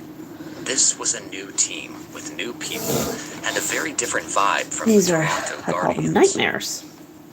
As soon as Troy followed Harris through Bood's front door, they were cheerfully greeted by Evan Dykstra. Harris! What's up, bro? Dykstra wrapped an arm around Harris's head and pulled him against his chest. He was much taller than Harris or Troy, probably 6'3" or so, and he looked like a total redneck. When he wasn't in hockey gear or a suit, he seemed to always have his shaggy, light brown hair stuffed into a camo snapback. Troy had only known him for a few days, but he'd already heard him talk about fishing, hunting, snowmobiling, and why his home province of Manitoba was the best place on earth. You brought the good shit, Dykstra said, taking the case of bottled cider from Harris. He frowned and nodded at Troy. And you brought Barrett. Right. No one wanted Troy here. He shouldn't have come. Dykstra elbowed Troy and said, I'm just joking, man. Good to see you. Rule 1 of being a centaur, if Bood invites you to a barbecue, you go. Wait till you taste his shit. Fucking incredible. Cool, Troy said. He held up the case he was carrying. Where should I put this? Bring it to the patio. Bood's got a beer fridge out there that might still have some room in it. I'll show you. Harris had already wandered off to talk to a woman Troy was pretty sure was Wyatt's wife, so he followed Dykstra to the back of the house. They passed the living room, where a group of the younger players were engaged in a lively Super Smash Bros. Battle. Bood's back deck was enormous, with a slatted wood ceiling that was lined with lights. It gave the illusion of being indoors, except for the flurries of snow that caught in the light. Despite the weather, the space was warm with electric heaters, people, and the mouth-watering aroma of grilled meat. People lounged on cushioned furniture, some in a circle around a fire pit, some on the built-in benches that lined the perimeter of the deck. Most of the people were Troy's teammates, and some were women who were probably their partners. The party seemed very laid-back and intimate. Nothing like Kent's ragers that were packed with young women, live DJs, and party drugs. Everyone was friends here. Bood, Dykstra called out. Harris brought cider. Bood was standing at a massive grill turning chicken parts with some tongs. Awesome, I love that shit. Oh, hey, what's up, Barrett? Not much. Zane Boodram was a little taller than Troy, a little shorter than Dykstra. He had warm, light brown skin and dark, curly hair. His muscular arms were both covered in tattoo sleeves that incorporated nautical stuff, tropical flowers, and the Trinidad and Tobago flag. Make yourself comfortable. Grab anything you want from the fridge. Got a fuck ton of food out on the table over there. He gestured with his tongs. And this chicken is going to be done soon. You like spice? Say no, Dykstra warned. Bood takes it as a challenge. Bood laughed. Nah, you're just a lightweight, D. Troy and Dykstra went to the beer fridge and unloaded the bottles of cider. Then they each took one, and Dykstra said, My wife, Caitlin, she's not here tonight, but she loves that you yelled at Kent. She volunteers at a charity that helps women who are, victims of that sort of thing. It made so many hockey players uncomfortable to talk about sexual assault. Troy wasn't particularly comfortable talking about it either, but he appreciated Dykstra making this unexpected effort to reach out. That's cool that she does that, Troy said, and Dykstra shuffled his feet But no, we're uncomfortably just waiting for for a stuff to moment, dry. then nodded. I know a lot of the guys in the league don't believe what those women are saying about Kent, or don't want to. Not that long ago, I probably would have thought they were lying too, honestly. I've learned a lot from Caitlin and from, reading stuff. Plus, I figure you know Kent pretty well, so if you believe those women, then I sure as fuck do. Warmth filled some of the emptiness that Troy had been made of for the past week. I believe them, he said firmly. Good enough for me. Dykstra took a sip from the bottle he was holding and changed the subject. Ah, shit. You try this cider yet? Troy hadn't, so he took a sip from his own bottle. The cider was crisp and not as sweet as he'd been expecting. Refreshing. That's good. Harris's sisters know what they're doing, that's for sure. But you can get surprisingly fucked up on this shit, so be careful. Shit. Troy only planned on having one drink tonight. Given his mood, he knew 2 drinks could easily turn into too many. I'll go easy. Another defenseman, Nick Chouinard, called Dykstra over to the fire pit area. Troy didn't follow, instead heading for the food table. He got there just as Bood plunked down a huge platter of grilled chicken. Okay, Bood said, rubbing his hands together enthusiastically. I'm gonna give you a tour. We've got jerk chicken here, and that's the real shit, so don't fuck with it if you don't like spice. We've got chicken with my secret recipe barbecue sauce over here. He gestured to the platter he just added to the table. It's more sweet and smoky than spicy. It'll go fast, so grab it now. Ribs obviously over there. Peas and rice, slaw, callaloo. Got some of my homemade pepper sauce. That's hot as fuck, but if you like it, I can give you a bottle. I make tons of it. Wow, Jesus, this all looks great. Troy grabbed a plate and a jerk chicken leg, which made Bood grin. Going for the heat. I love it. He clapped Troy on the shoulder. And listen, I played junior with Kent, same team, and I hated the little fuck. I'll be totally honest and say that I always thought you were a piece of shit too, by association. What was Troy supposed to say to that? He was a piece of shit by association, and maybe just on his own too. Makes sense, was what he came up with. I'm hoping you prove me wrong is all I'm saying. We've got a good group here. Don't fuck that up. I won't, Troy said weakly. Cool. I gotta clean the grill. Bood grinned and nodded at Troy's plate of chicken. Enjoy. Troy found a quiet bench seat in one corner. The patio was filled with the happy chatter of a group of people who obviously knew each other well. Before he'd gotten here, Troy had assumed that the Ottawa players must be the most miserable bunch of people in the world. How could you have fun together, or even like each other, when you couldn't win on the ice? When your arena was only half full most games? How were you not completely embarrassed all the time? But this group loved each other. Troy hadn't even been on this team for 2 weeks yet, and he could see it clearly. He just couldn't see himself being a part of it, even if his teammates had been decent to him so far. The food was delicious. Troy hadn't realized how hungry he was until he tore into the jerk chicken. Hello. How are you tonight? It was spicy, but it was so Sorry, sometimes I miss the tasty, chat too. because I'm, He selling. cooled his mouth with more of the cider. As if summoned by the cider, Harris was suddenly in front of him. Hey, he was holding his own plate of food and a bottle. Mind if I sit? Go ahead. Harris sat next to him. Having fun? I guess. It's a nice patio. It's property porn, is what it is. I'm glad Bood likes to entertain so much. He picked up a rib and sank his teeth into it. Troy went back Ribs to his would be own good food, right about now. eating in silence until Harris asked, You talk to anyone? Dykstra, a bit. Bood. You meet Cassie yet? That's Bood's wife. That got No. ripped up there. Harris gestured to a tall blonde woman standing near the fire pit. That's Cassie. She's super cool. When she turned, Troy could see that she was pregnant. Is this gonna be their first kid? Yep. They'll be the best parents. Harris nudged Troy. Don't tell any of the other dads I said that. I don't even know who the other dads are. Dykstra has a daughter, Susie. She just turned 1. Chouinard has 3 kids. Boyle has twins. He went on to name every dad on the team and all of their kids' names and ages. Then he proceeded to list and detail everyone's pets. Troy tried to retain at least some of it. Wow, do you know all their allergies too? Harris laughed. I like people, and I like my job. What if the player's a fucking dick, but you still have to do promo shit to make him seem great? It's never happened. This team only ever has good people. He seemed awfully sure of himself, considering Troy was sitting right next to him as hard evidence that Ottawa did not only sign good people. Did you like being home for a couple of days? Harris asked. I've only been to Vancouver once. It lives up to the hype.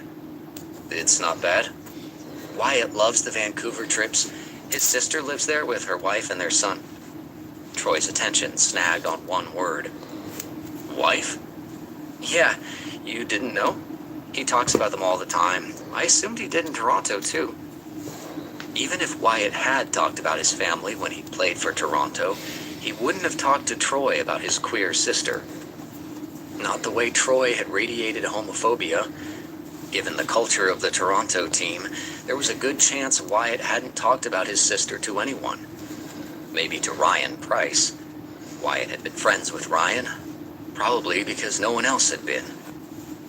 I didn't know. That's cool, though.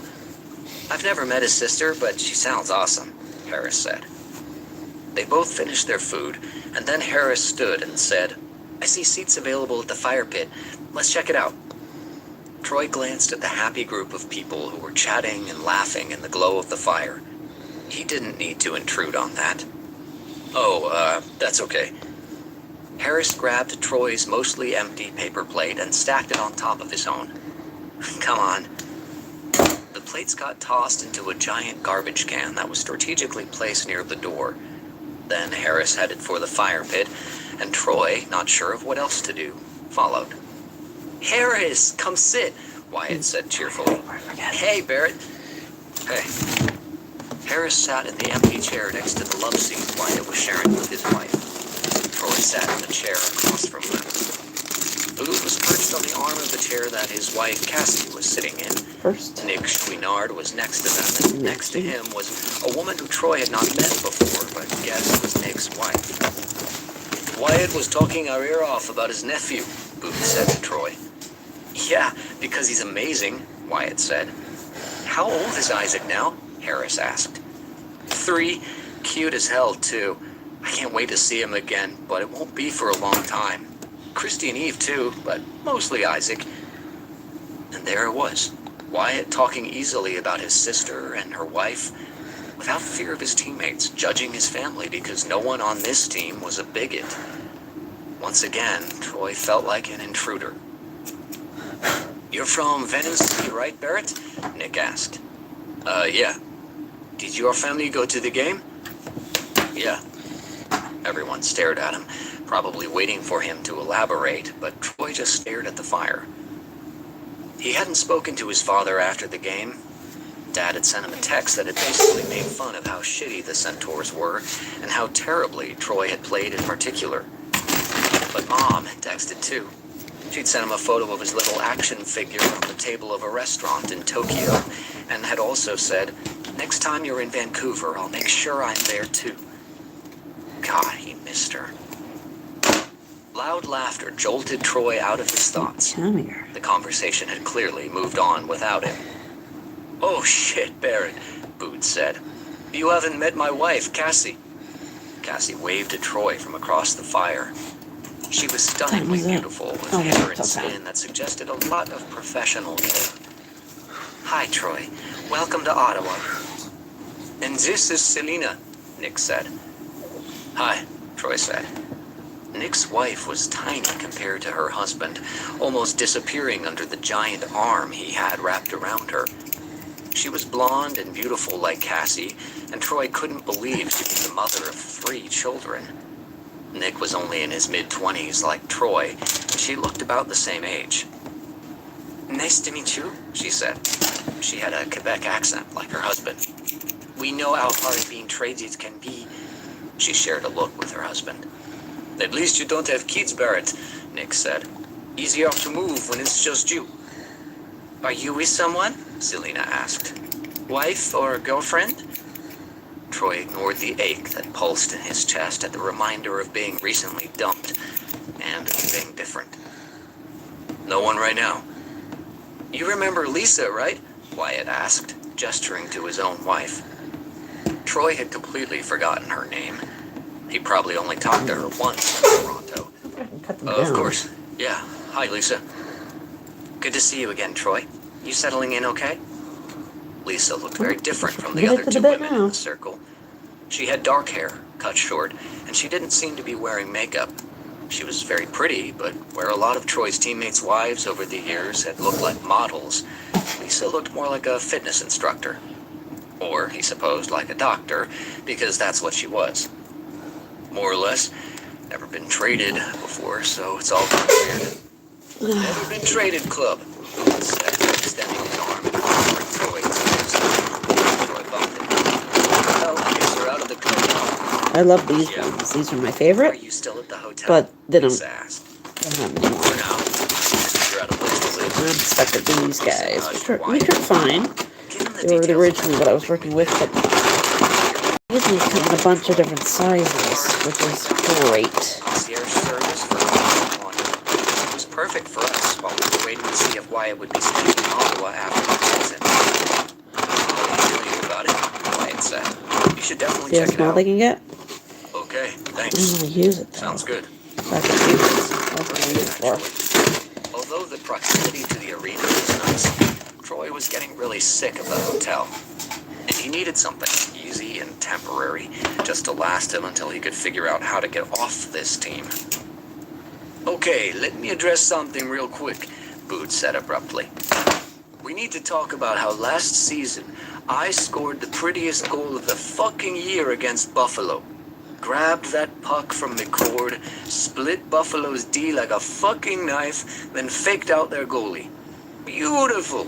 Showed it like 1,000 times on replay. I remember, Wyatt said. Why are we talking about it, though? Oh, Jesus, Cassie said. I know exactly why. Let it go, babe. No, it should have been the highlight of the night. Booth's voice got louder, and he pointed a finger directly at Troy. But then this fucker scores the goal of the fucking century against Philly on the same night. Everyone laughed, and even Troy had to smile. Sorry, man. Oh shit, that goal, Harris said. I was just watching it again this afternoon when I was making that video of your best goals, Troy. How'd you even pull that dang goal off? It was like magic. Troy shrugged one shoulder. Skill? The goal had been incredible. He couldn't believe he'd done it when he watched the video.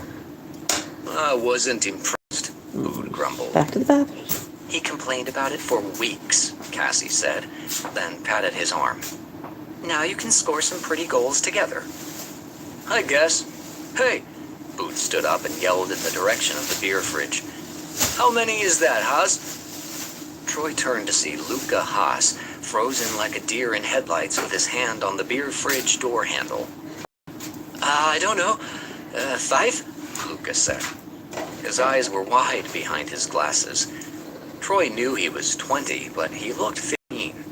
He also looked flushed and tipsy. There's iced tea in there. Drink that. Booth sat back down. Fucking kids. You're gonna be a hell of a dad, Booth, Wyatt said. I'm tough but fair, Booth said. He gazed lovingly at his wife, then stroked her hair. Besides, our kid is going to be smart and cool as hell. Cassie leaned in and kissed him quickly.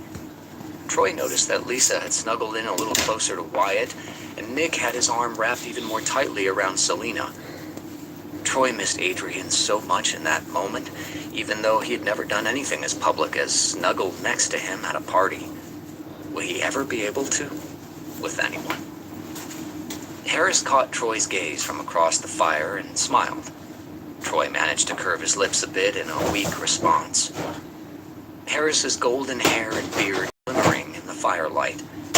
He was handsome, even if he was a bit goofy. There we go. Rugged in an authentic way that Troy found surprisingly appealing. He was wearing a wool-lined corduroy jacket tonight, with a button that said Ottawa Pride and a pin in the shape of a hockey stick with rainbow tape. Harris must not have a boyfriend. If he did, Troy was sure he would have brought him, or at least mentioned him by now. Harris wouldn't be ashamed to have his arm wrapped around a man at a party. He would probably stroke his hair and kiss him lovingly.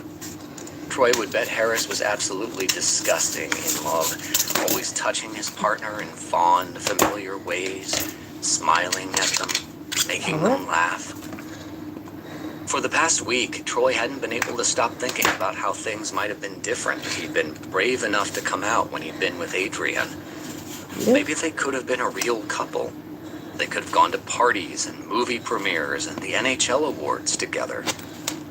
Would Troy ever have that with anyone? Would he ever stop being such a fucking coward and be at least as brave as his team's social media manager? As brave as Scott Hunter, who got married to the love of his life over the summer. As brave as Ryan Price, who Troy hoped was happy wherever he'd ended up. He couldn't imagine it. Not really. Even the idea of it made his stomach twist. His father would never speak to him again, and even though that shouldn't bother Troy, it did. Curtis was a fucking asshole, and someone Troy probably should have cut out of his life years ago. But he was still his dad, and Troy was still scared of him. The rest of the party, which until that point had been more enjoyable than Troy had been expecting, passed in a blur as he sank deeper into his private misery. By the time Harris asked if he wanted to drive back to the hotel, Troy was shocked by how late it was. He'd planned on leaving hours ago. "Thanks," he said, when he was back in the passenger seat of Harris's truck. "No problem. I like driving." Oopsie. I mean, yeah, thanks for the drive. But also for getting me to go and making me mingle a bit. It was a good idea. Harris beamed at him. "I'm full of good ideas." Quiet music played from the truck stereo as they drove. Troy didn't recognize the artist. The songs were haunting and sad and not what he would expect Harris to listen to. "No country music?" Harris chuckled. "Sometimes. I like all sorts of music." The conversation distracted Troy from his misery, so he kept asking questions. "Who's this? Fabian Salah? You don't know him?"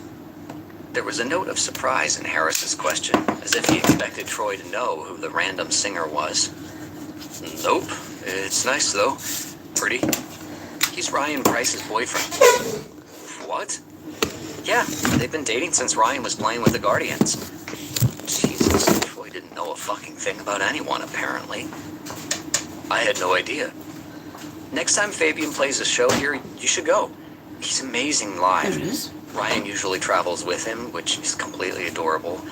They must be super in love." "Must be." Troy was happy to hear it, but it was also hard to hear about anyone being in love. Still, thinking about Ryan Price, a mountain of a man who was best known for punching hockey players, dating a musician with the voice of an angel was surprising. Oh, hi. Sorry, I didn't see you there. I am making a nightmare. They reached the hotel, which was a pretty long drive. Get it? from A Boots, nightmare? Probably well out of Harris's way. I'm weird. He was way No, too I take fucking nice. old stuffed animals that were going to go in the trash and I Sleep, turn them into Harris said. wonderful, There was a horrible note in nightmares his that people voice keep that forever. suggested that he knew Troy wouldn't. So, yeah. That Troy That's hadn't all had a I'm good gonna- night's sleep in 2 weeks. "I'll try." Troy found it surprisingly difficult. Do you do any to crafts leave or the truck. anything? It was warm and had pretty music playing and a handsome man smiling at him. Flurries danced into the lights of the hotel lot outside, reminding Troy that once he opened the door, there would be nothing but cold and loneliness. Yeah, but it's just The small. world felt very still for a moment. Harris was studying Troy's face, green eyes glinting in the dim, as if he expected Troy to say something important. "Drive safe," Troy said. He opened the passenger door and stepped into the world he belonged in. Oh my god, here they Door are. firmly behind him. It's looking everywhere for these. Oh, I hate that. Chapter 8.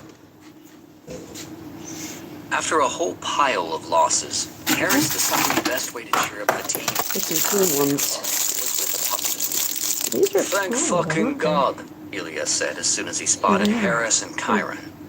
Bring him here. He deposited Chiron into Ilya's arms. He missed you.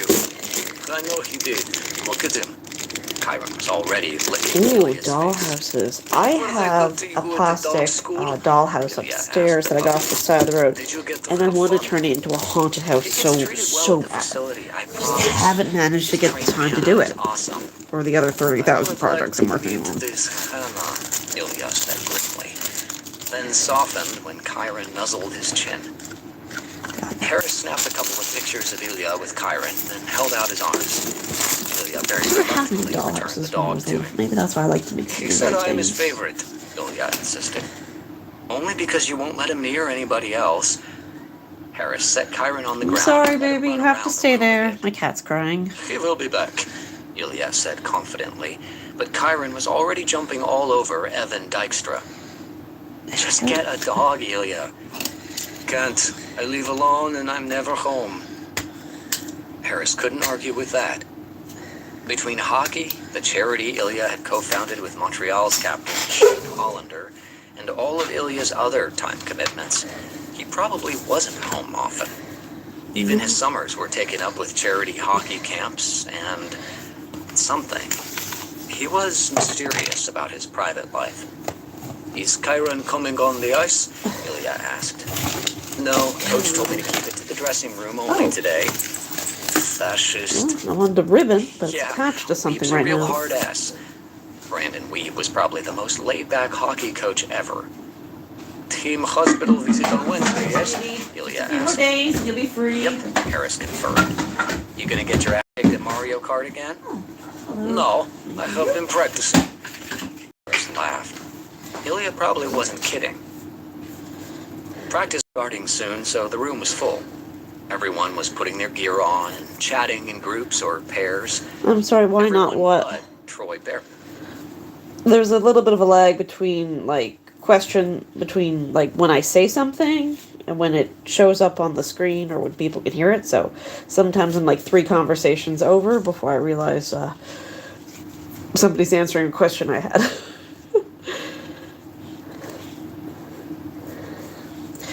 It's been acting up a lot too. TikTok's been acting up tonight, I noticed as well.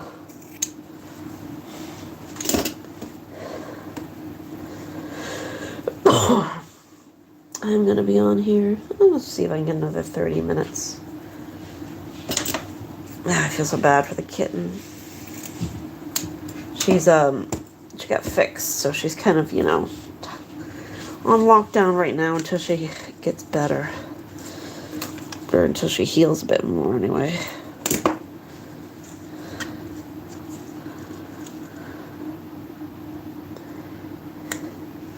Yeah, I'm somewhere between pretty and weird. Pretty weird, anyway.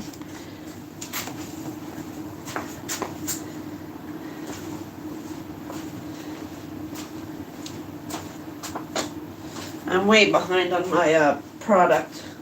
I don't have nearly enough stuff done as I should, and I just can't seem to get, motivated to do anything.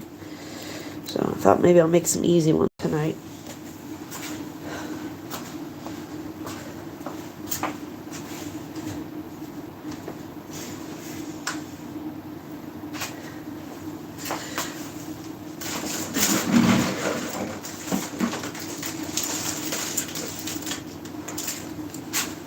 Nightmares and stuff like that. And those are expensive, so I usually make 2 rotten ones. Does she still have her beans? Yes. She still has her beans, but she's, like I said, she's in her big box quarantine right now. I'll bring her. And, yeah, so. I don't think I have any toys in there with her, which is probably why she's absolutely bored to tears. So I'll throw some in there with her tonight. But, yeah. I had to take her beans away in case she would eat her beans before she had her operation.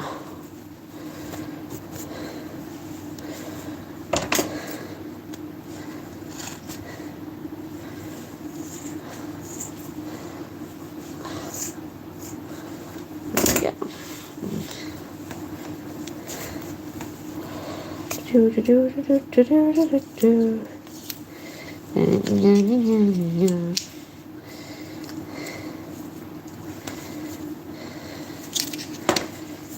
Just do it. Just hold it till it sets.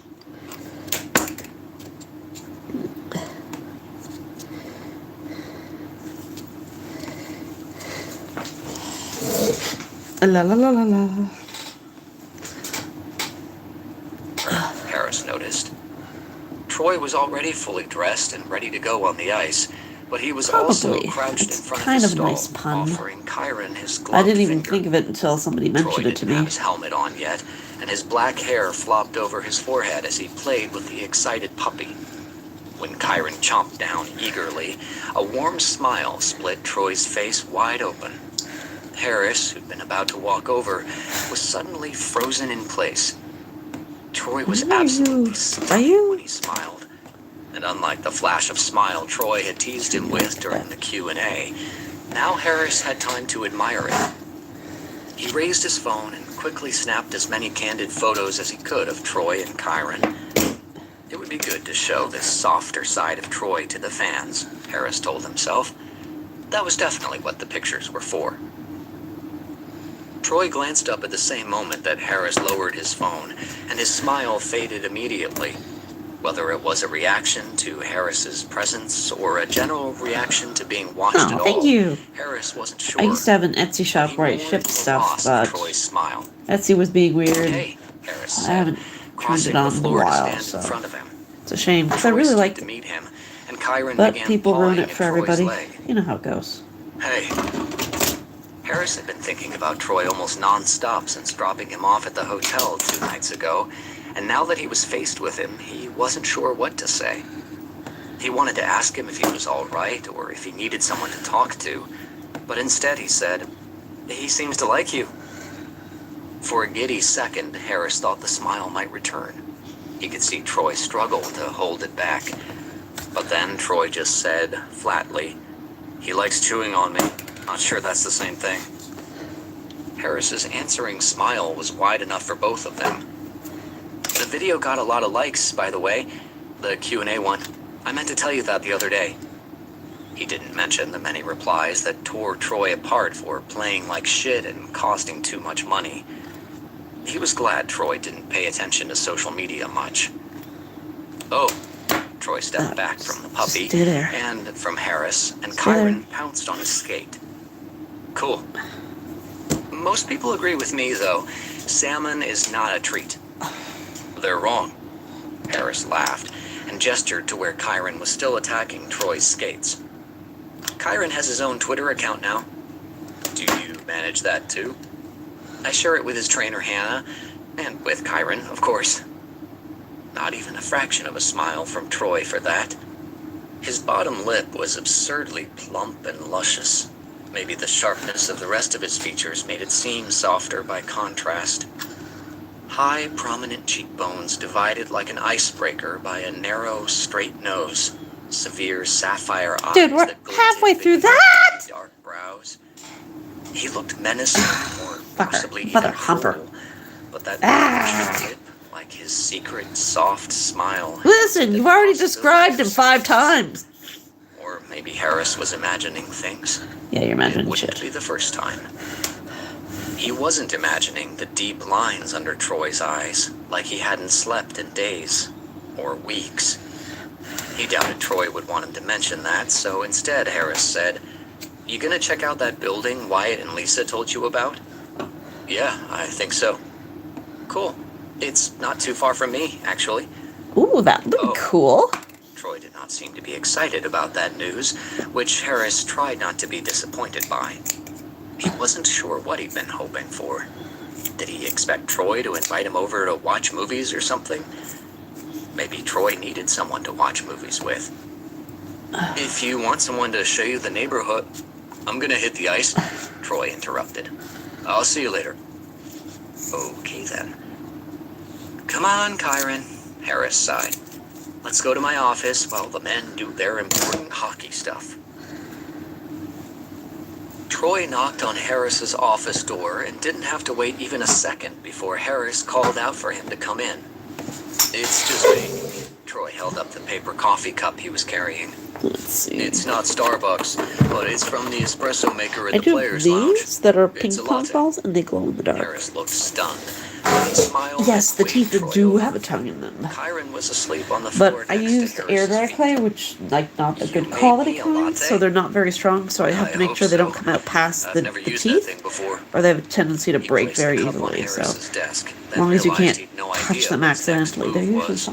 fine. He didn't know what had compelled him to come here, except the best he'd felt in ages had been in Harris's office, watching him eat cake pops. Harris took a sip. You did good. That's definitely a latte. Thanks. Troy felt absurdly thrilled by Harris's validation. I'm sorry I was a dick to you in the locker room when you offered to show me around. He didn't know how to Damn it. finish the sentence, so he stopped talking. Harris waited for a moment, then said, We should probably stop this cycle. Cycle?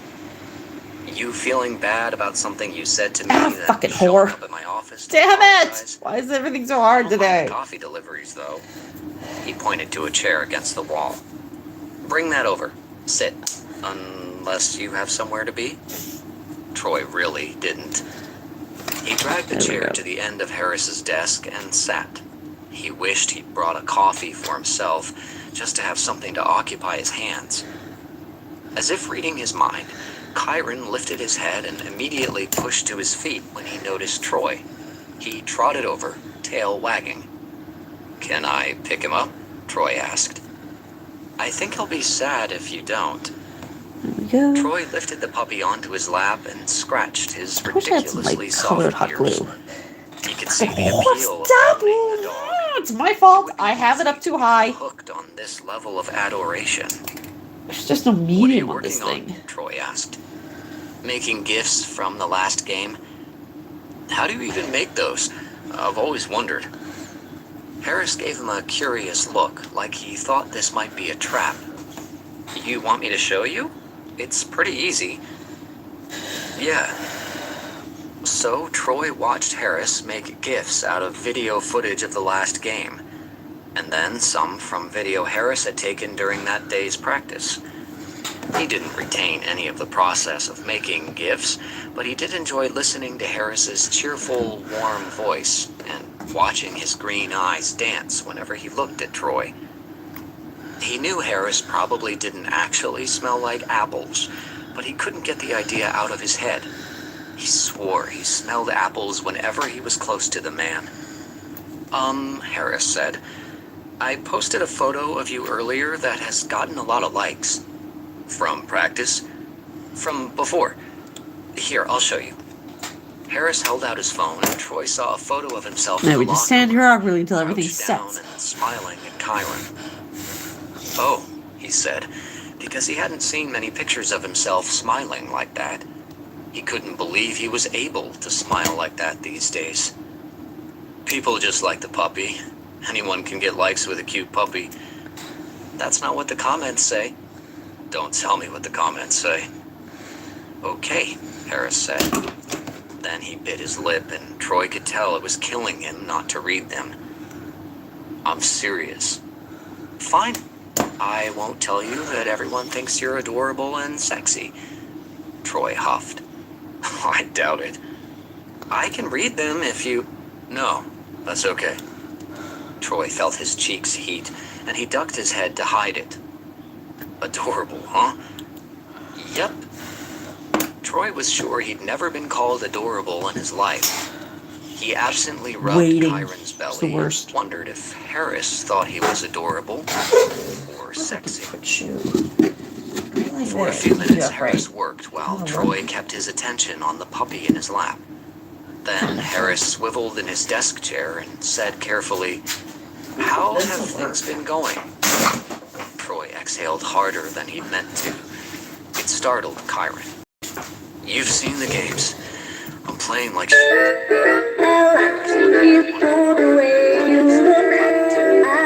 Is there a reason? Like, I I mean, sorry, The it's a really skull is personal just question. too heavy. But I'm a good listener Admit if it. you want to I'm talk. wrong.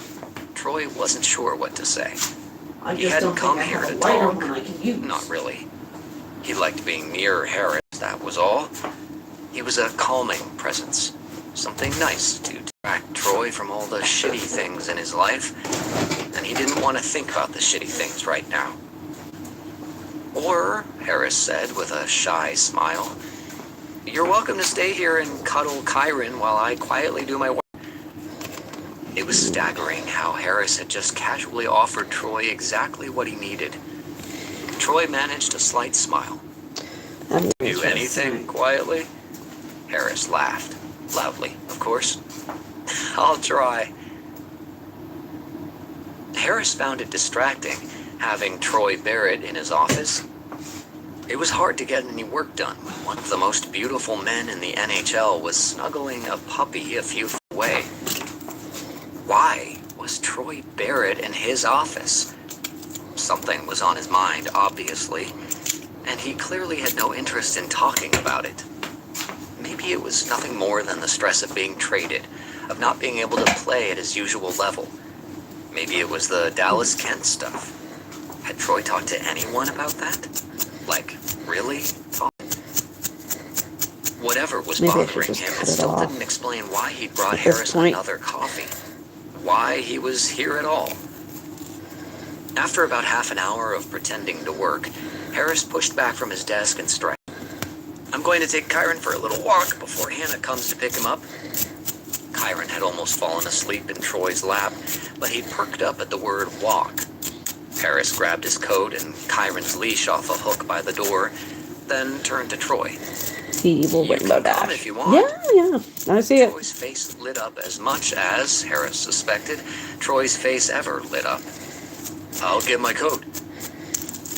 The walking options near the arena weren't great, but the parking lot was huge and empty, so they strolled the perimeter of it. Troy held Kyron's leash and patiently let the puppy sniff every rock, puddle, and crumpled Tim Hortons cup they passed. "I've never walked a dog before," he said. Harris stopped dead. "Seriously?" "Yeah, never had one, never looked after anyone else's." "Well, what do you think?" "It's all right." The way Troy was looking at Kyron, not smiling, of course, but with definite amusement in his eyes, told Harris that he was enjoying the experience more than he It was was better letting than it on. was, I guess. It was a reasonably nice day for Ottawa in early December. Cold, but sunny and calm Yeah, I after think a I'm gonna cut her drizzly, face windy off and put night. like a skull behind it. What do you Harris spent think? way too Like much of the his life skull like indoors coming these out through days, it halfway here. mostly in front of a computer. She's been sitting on the shelf for a while, so Has anyone ever said anything to you about being gay? Troy asked out of nowhere. Harris had no idea why he was asking, or even what he was asking, but he said, "You mean giving me shit about it?" "Yeah." "Of course, but no one I care about." "Why?" Troy didn't reply, seemingly as interested in a soggy McDonald's straw wrapper as Kyron was. Then he said to the straw wrapper, "Anyone on the team or in the organization?" "No one," Harris said. "Like I said, this is a good group. I've never hidden being gay, and no one here has ever made me feel like I needed to." "That's good." They walked to the end of one side of the parking lot, then turned the corner and started on the next. "I'm guessing things were different in Toronto?" I think this one's Harris apple asked. bloom or something like Troy's that. jaw clenched, and he nodded. "A lot of slurs and stuff. I can't pretend I wasn't contributing to it." Harris was disappointed to hear it, but he wasn't surprised. "You gonna keep contributing to it?" I should get the fabric No. softener or the Troy stopped conditioner. walking. Kyron seemed confused and walked back to bump his nose against Troy's speaker. "I was a complete fucking asshole in Toronto. I know it. Everyone here seems so, good. I shouldn't be here." Harris was tempted to put a hand on his arm, so he shoved his hands in his coat pockets instead. "Do you hate it here?" "Not as much as I thought I would." Harris chuckled at that. "Glad to hear it." He started walking again, and Troy joined him. For what it's worth, I think you'll fit in Apple just Bloom. fine. I think it's Applejack's little You don't sister. think I'm an asshole? Harris bit the inside of his cheek, then said, "Not as much as I thought I would." Troy made a huffing sound, not quite a laugh, and Harris nudged him playfully. Troy didn't return it, but his mouth was fighting a smile. Then Troy handed him the leash. "I should go. Got a nap, before the game." "Oh, okay, sure. I'll see you." But Troy was already jogging away toward the hotel, and Harris was left to stare after him, Yes, wondering what exactly Troy's deal was.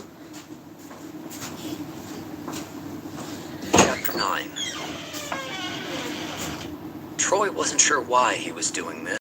The last thing hospitalized children needed was to be forced to spend even 5 seconds with him. But here he was at a children's hospital in Ottawa, wearing a Centaurs jersey and ball cap, and holding a small stack of postcards of himself and a Sharpie. He'd been paired up with Wyatt, which was good because the kids would probably be way too excited about meeting the star goaltender to even look at Troy. "They're probably bored of me," Wyatt said, contradicting everything Troy was thinking. "The long-term patients, anyway. I'm here a lot because Lisa works here." Right. Troy followed Wyatt into the first room they were visiting. It had 2 beds, both occupied by very young children who were hooked up to machines, and Troy wanted to leave immediately. He focused on the parents who were standing beside the beds. They were smiling. Nothing like a glob of obviously fabric thrilled to softener on the see table. Wyatt and Troy, so maybe things weren't so bad, right? "Jenny," Wyatt said, giving one of the women standing beside one of the beds a hug. Then he turned his attention to the little boy in the bed. "Danny, what's up, man?"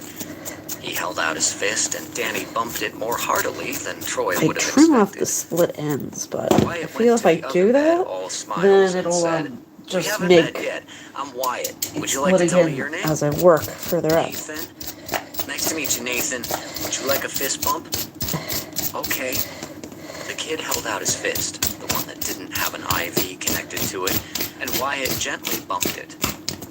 He turned to the There we father go. and shook his hand, chatting pleasantly with him for a moment before turning his attention back to both kids.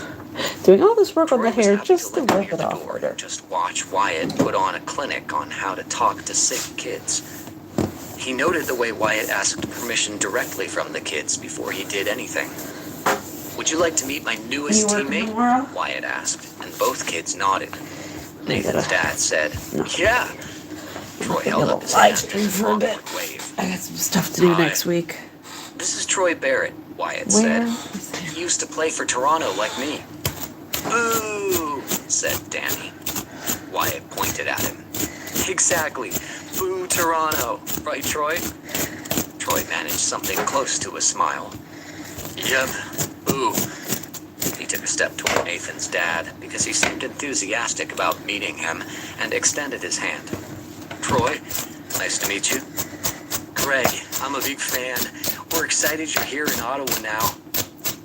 The pleasure that fizzed through Troy's body at this basic compliment was startling and ridiculous. "Excited to be here," he mumbled. So if you ever then have turned to the dolls or kid, toys with like Nathan. long hair like this, "Are do you not a put them in the hockey dryer. fan, Let them Nathan?" air dry, or this will just "Yeah," melt in the heat of the Nathan said dryer. quietly. And that's why you end up with these big messes. Want an autograph? I have postcards. Troy held up the stack. Christ, could he have sounded more like he wanted to get this over with? But Nathan looked thrilled by his offer. "Okay." Troy's handwriting was terrible, but he tried his hardest to write legibly when he scrawled, "To my friend Nathan." Then he added his mess of a signature, and after a moment's hesitation, a little happy face. Because maybe he could be the kind of guy who drew little happy faces next to his autograph. He handed the postcard to Nathan, who smiled and immediately showed it to his dad, Greg. "Wow, that's awesome, Nate," his father said, as if he hadn't just watched Troy sign the thing. Jesus, what that man was probably going through. "Would you like one?" Troy asked him. "Oh." Greg looked embarrassed, but Troy could also tell he really wanted to say yes. "You should save them for the kids, you know." I have tons. Here. Troy signed the next postcard. He wasn't sure if he should write anything else. He wanted to write a whole essay telling Greg he was a great father and Troy was in awe of him.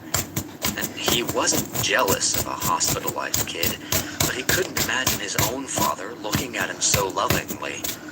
His own father had in fact come to the hospital to detail all the ways Troy could have avoided breaking his leg when Troy had been hospitalized at 11. He also had some racist things to say about the kid who'd accidentally caused Troy to fall on his twisted leg. Then he'd taken a work call and abruptly left. Troy decided to add Greg with a cheerful exclamation mark before his signature, then handed the postcard to him. "Thanks so much," Greg said, beaming at the little piece of cardstock like it would solve all of his problems. Troy wished it could. That's a little Troy better. had crossed over to Nathan's bed and reached into a large tote bag he'd brought with him. "Do you like comic books, Nathan?" Nathan nodded. "Who is your favorite superhero?" "Ninja Turtles." Wyatt grinned and rooted through the bag, producing 2 colorful Ninja Turtles comics. "You'll share with Danny, right?" he said as he handed them to him. "I gave him Teen Titans Go comics." "I love Teen Titans Go," Nathan said, smiling at Danny across the room. "Who's your favorite?" "Beast Boy," Danny said. "Me too." "If Luca Haas comes in here, you should get him to draw you Beast Boy. He's a good drawer." "Really?" Danny asked. "Luca Haas is here too?" Nathan gasped. "Oh yeah," Wyatt said. "We're just the opening act. Ilya Rosanov is here and Zane Boudrum, Evan Dykstra, all the important guys." Troy huffed a laugh at the way Wyatt was selling them short. He and Wyatt were both at the All-Star game last year, and Wyatt was probably going to go again this year. "And," Wyatt said in a theatrical whisper, "Chuck is here too." The kids' smiles grew even wider. Chuck was the official Ottawa Centaurs team mascot, and he was, for whatever reason, a beaver. But like all team mascots, he was a bigger celebrity with kids than the players. "Did somebody say Chuck?" asked a cheerful, booming voice.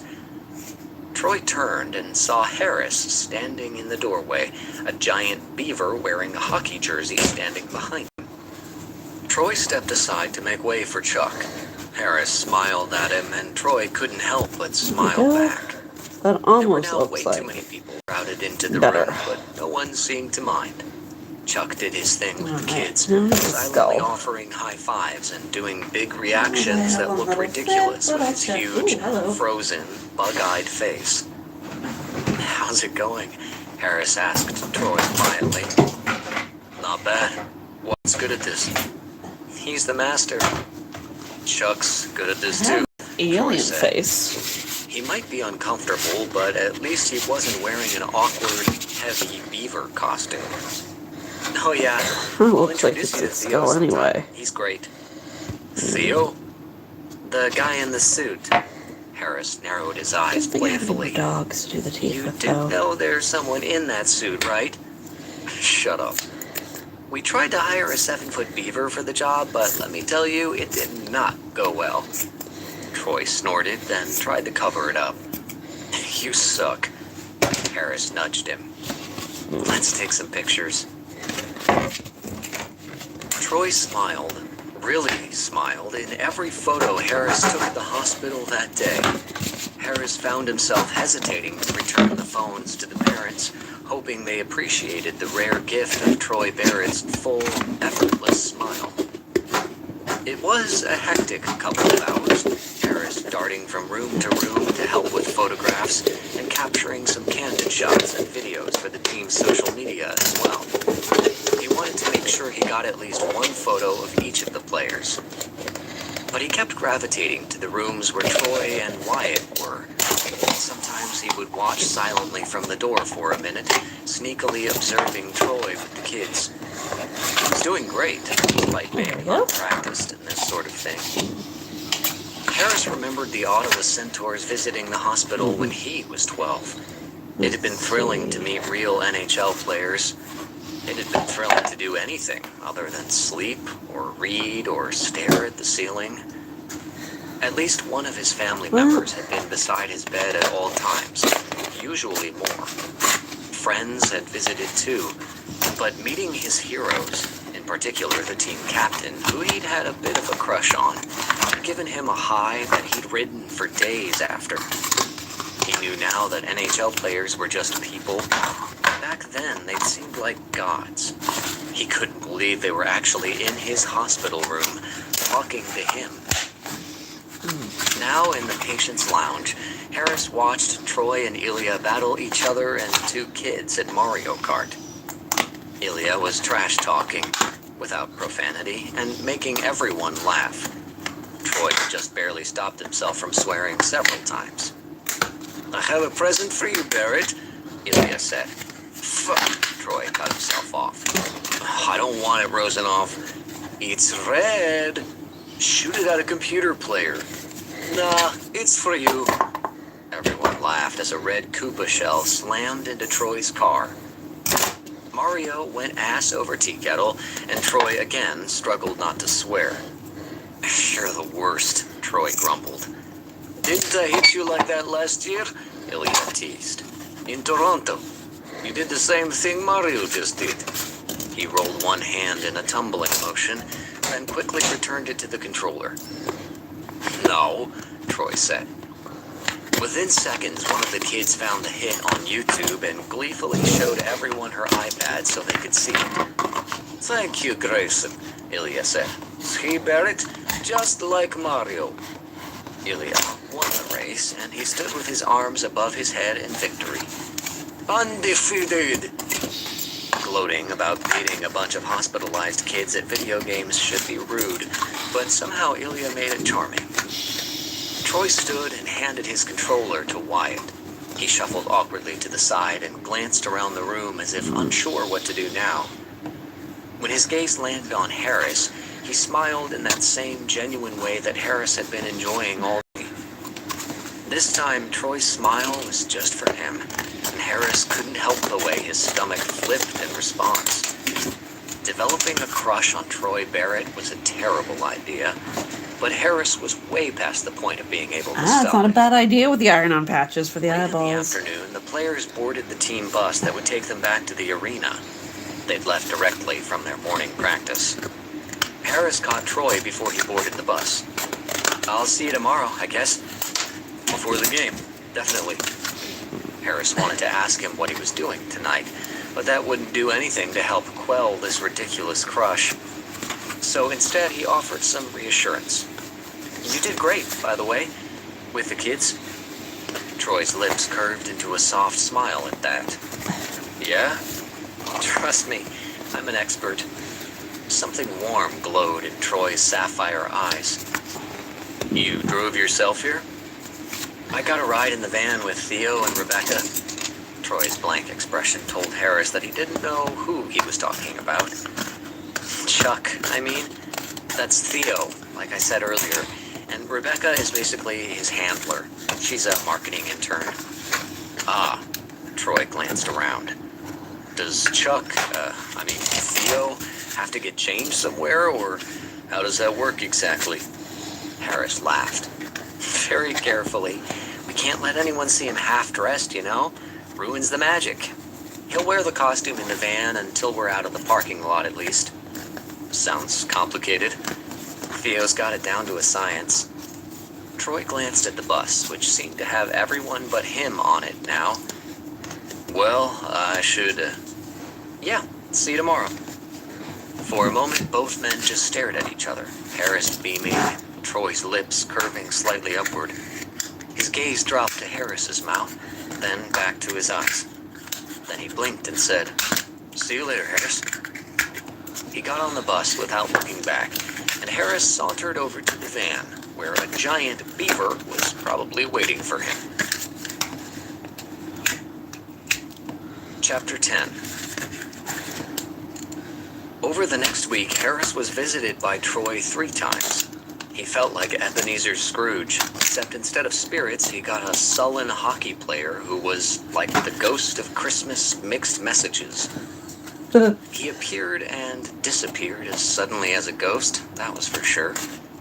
But he always brought coffee, and Harris didn't mind having him around, even though he continued to be distractingly hot.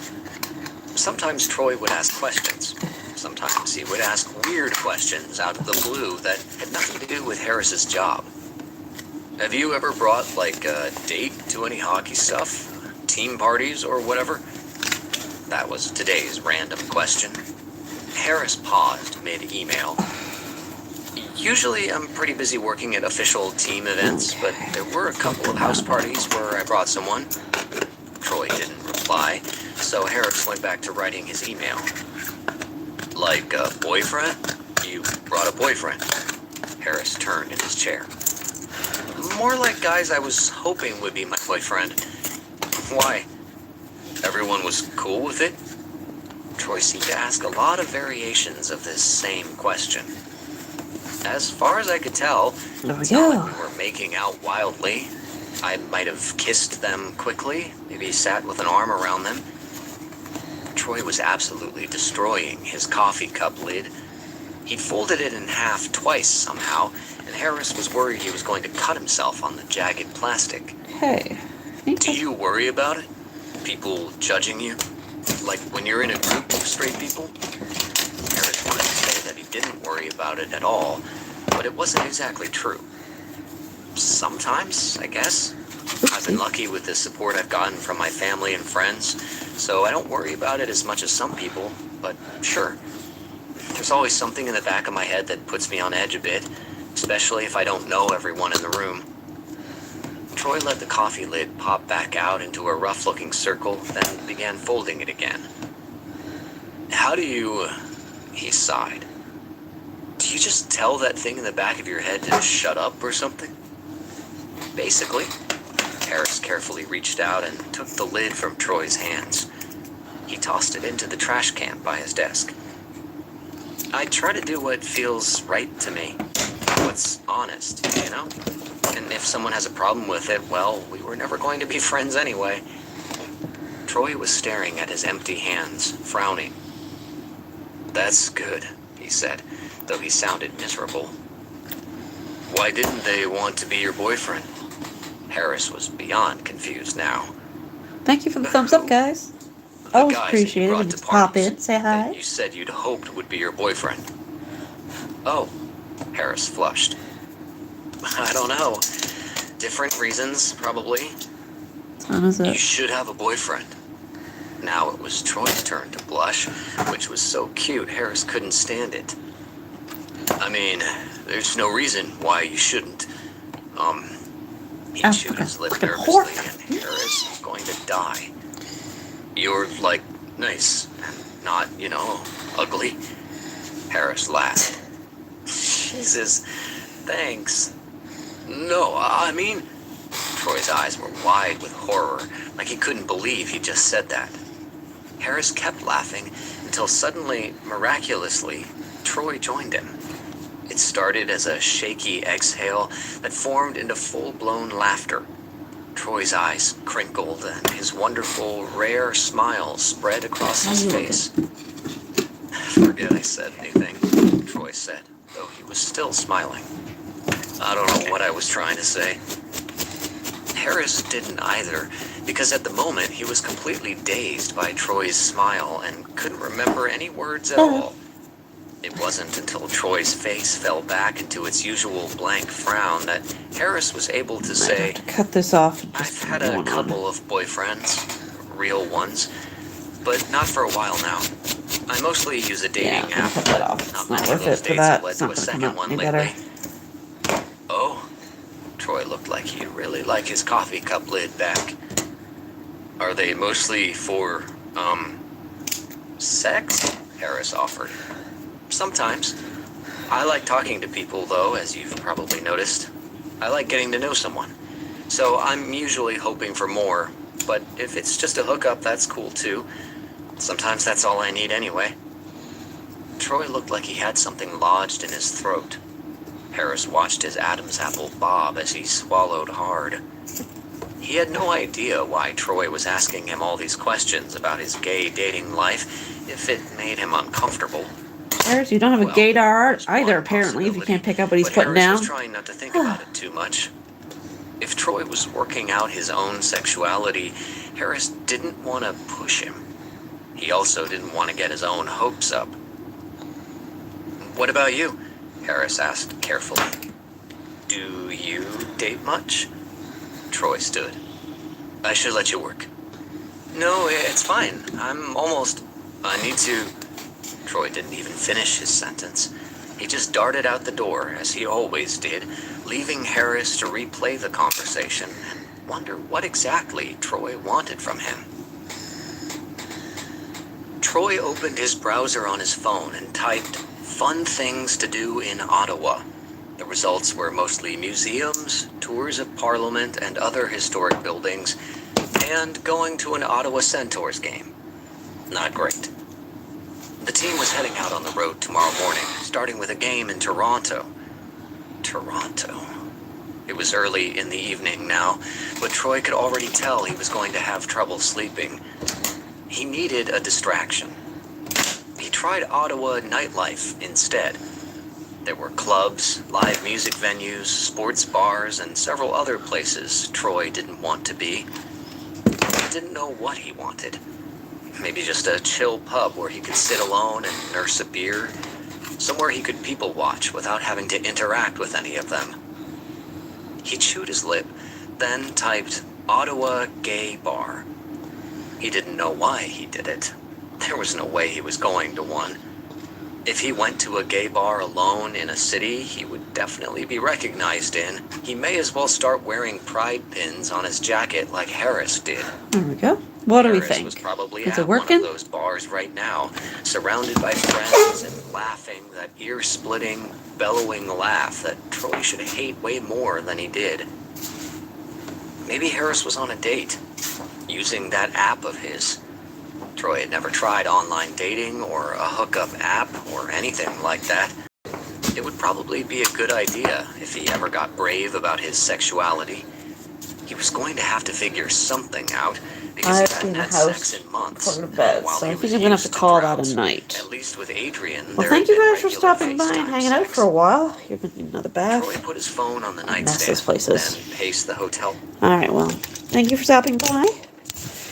And we'll hopefully get some more done at another time. Bye-bye. Thanks for the thumbs up.